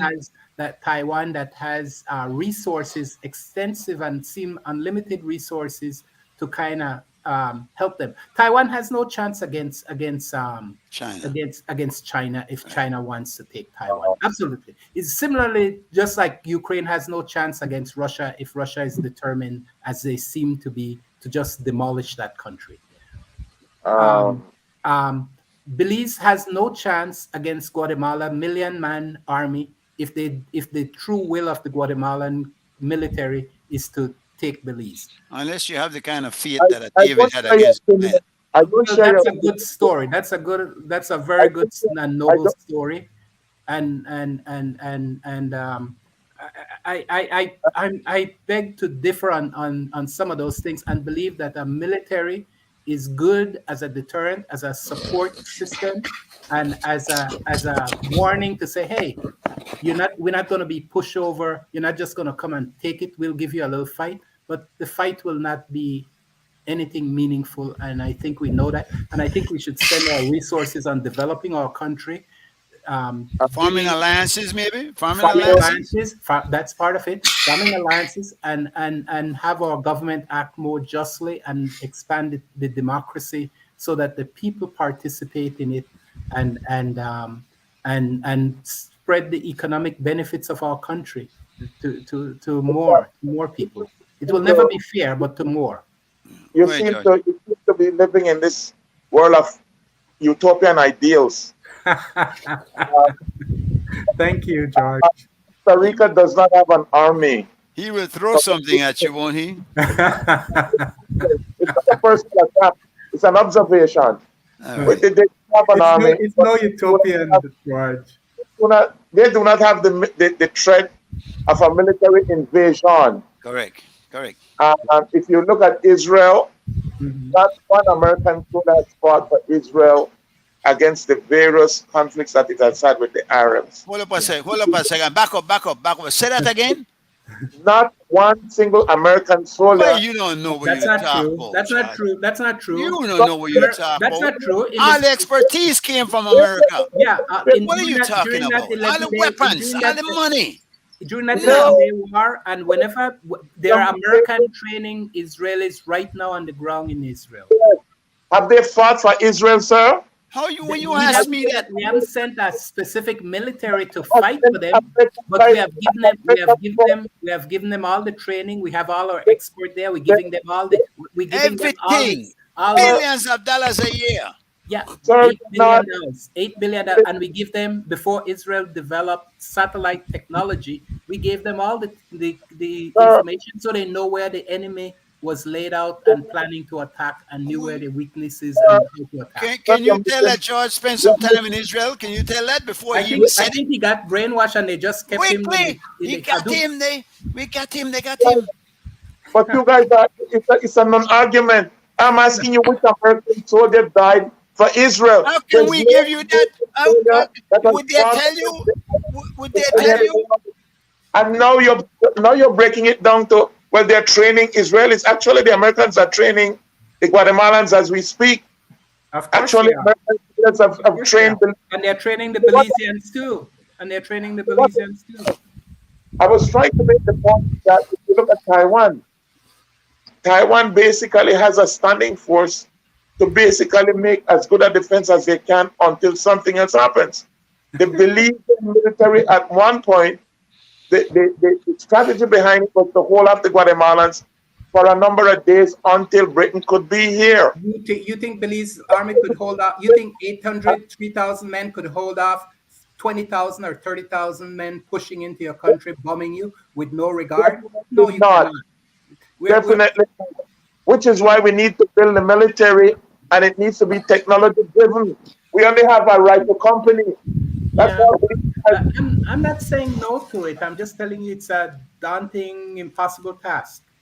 it's not impossible. We have 400,000 people. We probably have 20,000 eligible military people, right? Yes. And Guatemala has over 1 million, and not only over 1 million, but over 1 million hardened military people that have killed, that know what it is to kill. Come on, You now. know, yeah, but Come you on can't. now. I don't know. That, Let us go back to the arithmetic, though. Let us go back to the Israeli arithmetic of 8 million Jews among 250 million Arabs. What about that? What about Taiwan with 23 million people against 1.4 billion people? How do you rationalize? Do you think Taiwan have a chance? That's what I'm saying. Taiwan has a chance of defending their people until something happens. well, with Until, the US until behind something them, happen, until China come ashore. the US has pledged. US has United- pledged support. The US has The pledged. United US support is not. It depends who the president is, and the US will not go to war against. But they But- said they would. They said they You- would. It is not. It is not. Biden, The US. I think Mr. Biden, Mr. Morris, Wait, that you- US double speak on this issue. If you ask the president one day, he kind of speak like he's talking personal, and the next day the State Department comes out and give an official statement. This is just to keep China off guard.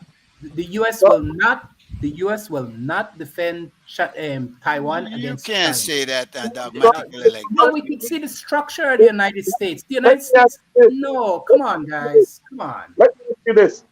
If Mr. Biden himself, the president, has said that we will defend Taiwan, has there been any other utterances from the State Yes, Department or yes, otherwise to say yes, that we will not? yes. Happen here? Blinken came out the next day and made some more confusing statement and said we recognize mainland China or however they normally put it as the government What is government. it? Well, And they're fighting in Ukraine, aren't they? They're supporting Ukraine. Ukraine. words over the We're president. watching the demolition of Ukraine. We're using Ukraine to fight a war that the United States did not want to fight with Russia. That's all that's happening there. But gentlemen, And in the end, the They go- Ukraine is going to be demolished and They it's gonna going get to their be ass whipped. taken over. It's going to be taken over by Russia. All right. You heard it here first, people. Joe, go ahead. Go ahead, yeah, Joe. I believe maybe we have gone a bit far in looking at the international community and to use what is happening there to make a determination. And fundamentally, what is our priority and what is our affordability for Belize? Now, we know that we have a case before the International Court of Justice. And I'm referring now first to the priority and the affordability of the resources we have, how to use it. So why is it that we would want to expand anymore in terms of building an army, except we believe that even if we win the case at the International Court of Justice, that Guatemala will not comply? I think that we need to look at it in a more realistic way and be more pragmatic indeed. That why is it that we will take our limited resources to try to build an army, which is almost impossible to have the resource to build an army to defend itself against Guatemala? I can't see that happening. In other words, the whole country will become poor. Exactly. So to me, I do believe that we have to be able to build some capability, as you rightly said, to see what we can do in the interim, and hoping that those who promised to come to our aid would come. Otherwise, it would be the end of us. But we cannot continue to be just allocating resources towards the military because of the fear for Guatemala. But Joe, I think we don't want to lose sight of the fact that there are other things that he accomplishes. You get your people fit, and certainly a fit people do more for your economy all around. Yeah, but We need to get our people. I don't think that putting people first of all into things like the Boy Scouts and then later into the army will.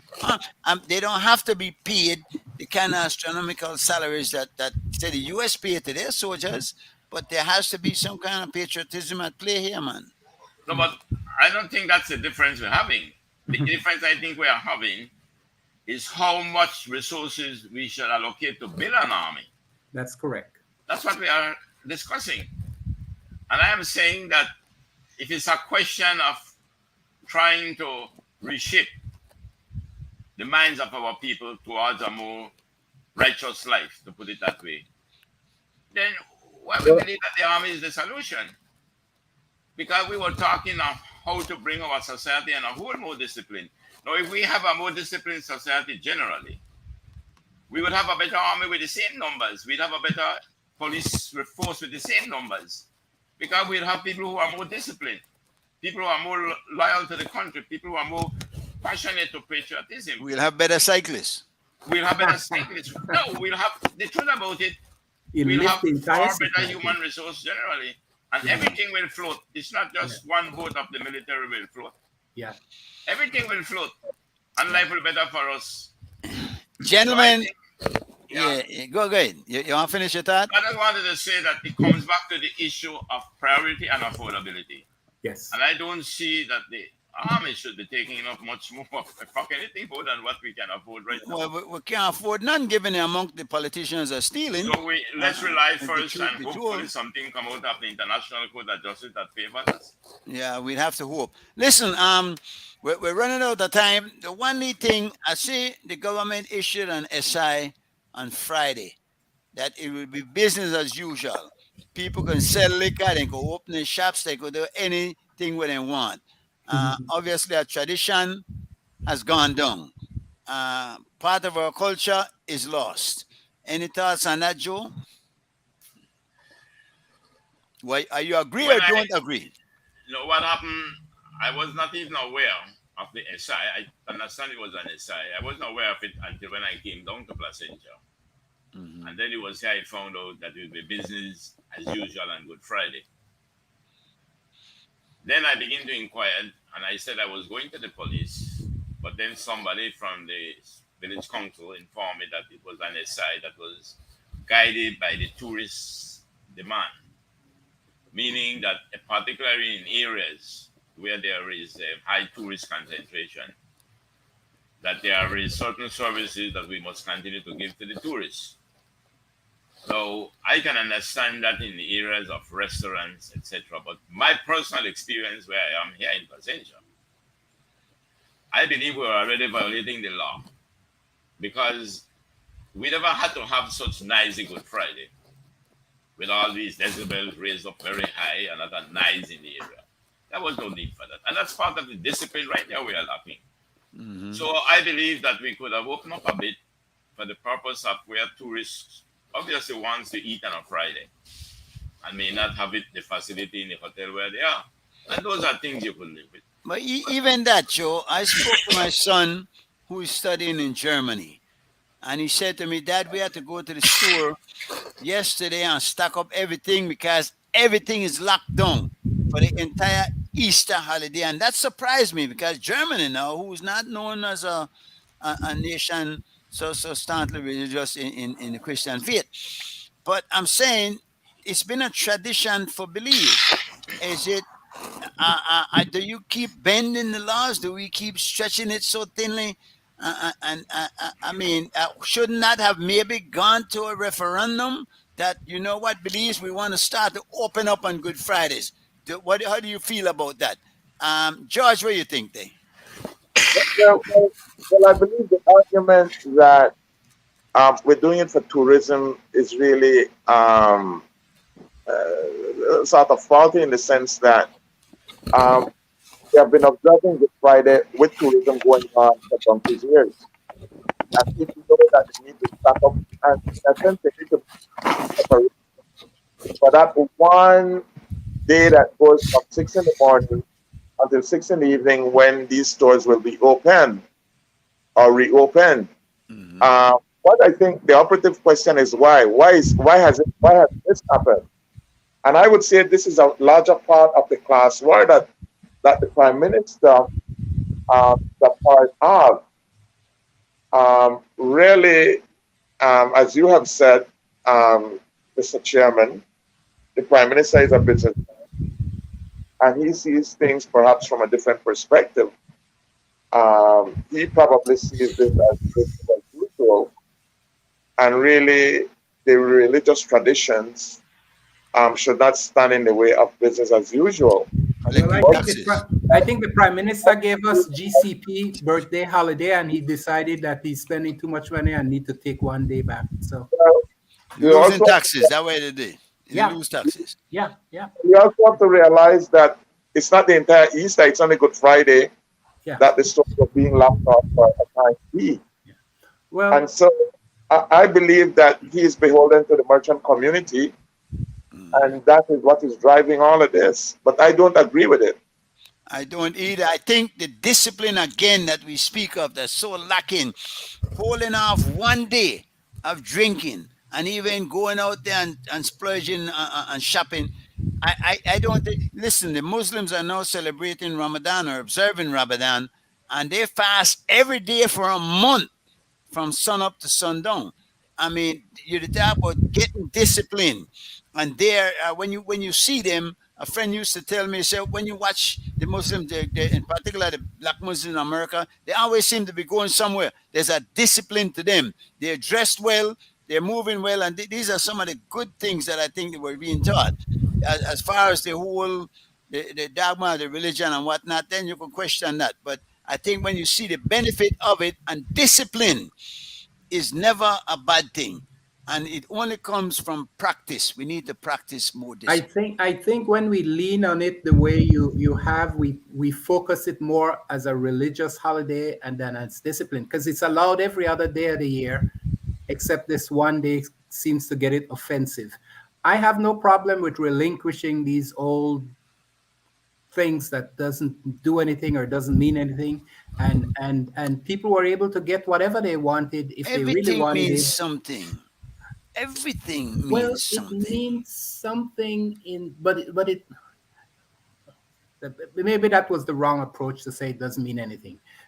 It means something in terms of religious, but it doesn't Discipline, mean it discipline doesn't. is broader than that, though. I No, mean, no, no. But I'm saying that one day. If you look, but yes, but you people exercise are for allowed to one do day. everything they did except that one day, and it's Yeah. only because of a religious edict. That's what I'm saying. So it if it wasn't for that religious part of it, it would be whatever we think of so offensive, drinking and shopping and all that would be allowed. So your objection is to the religious aspect of it.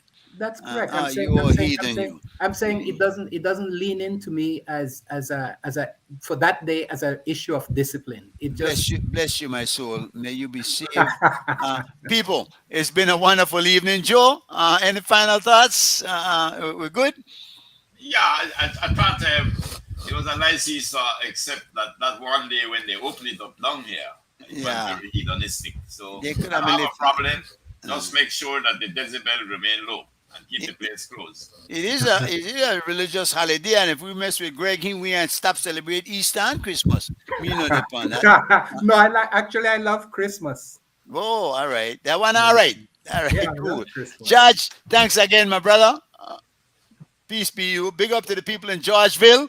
We never get no cross country champion this year, but who knows, right? Right. I think he came in 8th. The guy from Georgeville came in 8th, I think. Eight. Come on, please. Well, he was riding against professionals. Yeah, Oh. right. Yeah, right. So is everybody else. So is Curious. Well, he is the professional. All right. But I believe we had good listenership tonight, Mr. Chairman. Good involvement too. We have to bring Andrew back more often. A part of it was due to the topic, but I think that also if we use that as a lead-in to try and retain some of the audience, that we need very topical issues that people could relate to. I think that's a good thing that we should focus on. Wonderful. Let's keep it going, guys. Good night. Have a nice time. See you next week, same time, same place, right here on Sea Smoke. Yeah, Peace out. this one I call breaking news. Remember say, news eat news. Designed by the system to keep your man fused. Previews, propaganda, fake news. Distort your views. Big man compromise their own values. Watch when we sing again. Breaking news, news breaking. All I believe is starting. Breaking news, news breaking. Poor people just keep on suffering. Breaking news, news breaking. Mama, please stop crying. Breaking news, news breaking. Scratching my head, contemplating. I am very elated that they find Kelvin. Even though we don't get the full overstanding. And what about the rest of people them missing? Families still in a mourning. Psychological desensitizing. So when the real hit the fan, it won't be alarming. Breaking news is distracting. Then why we keep forgetting about McAfee and the shit eating, missing Pastor Lou beheading, all the gun smuggling, Chinese man them killing, passport duplicating, all the people under them keep on thieving. We need a solution for the gang banging. No fret, breaking news investigating. Breaking news, news breaking. All I believe is talking. Breaking news, news breaking. profit, heart-wrenching. Breaking news, news breaking. Mama, please stop crying. Breaking news, news breaking. Scratching my head, contemplating. For years, we watch you no abuse, you no power. Most things say we suffer from amnesia. Oppression, they pump for them agenda. You could tell by them aggressive nature. Cocaine is slip through the border, but for a weed seed, you get charged for murder. Forget about the threat from Guatemala. Like that, done on news, no more neither. Election time, clipboard and paper. Then they fight to forget me Lee signature. Them say, CT, my life will be better. But a promise is nothing but a fool's comforter. No retreat, no surrender. Divided we fall, we stronger together. Add fire to the flame and blow lava. Fun all of them politics stop. Breaking news, news breaking. The whole of Belize is talking. Breaking news, news breaking. Oh, people keep on suffering. Breaking news, news breaking. Hey, mama, please stop crying.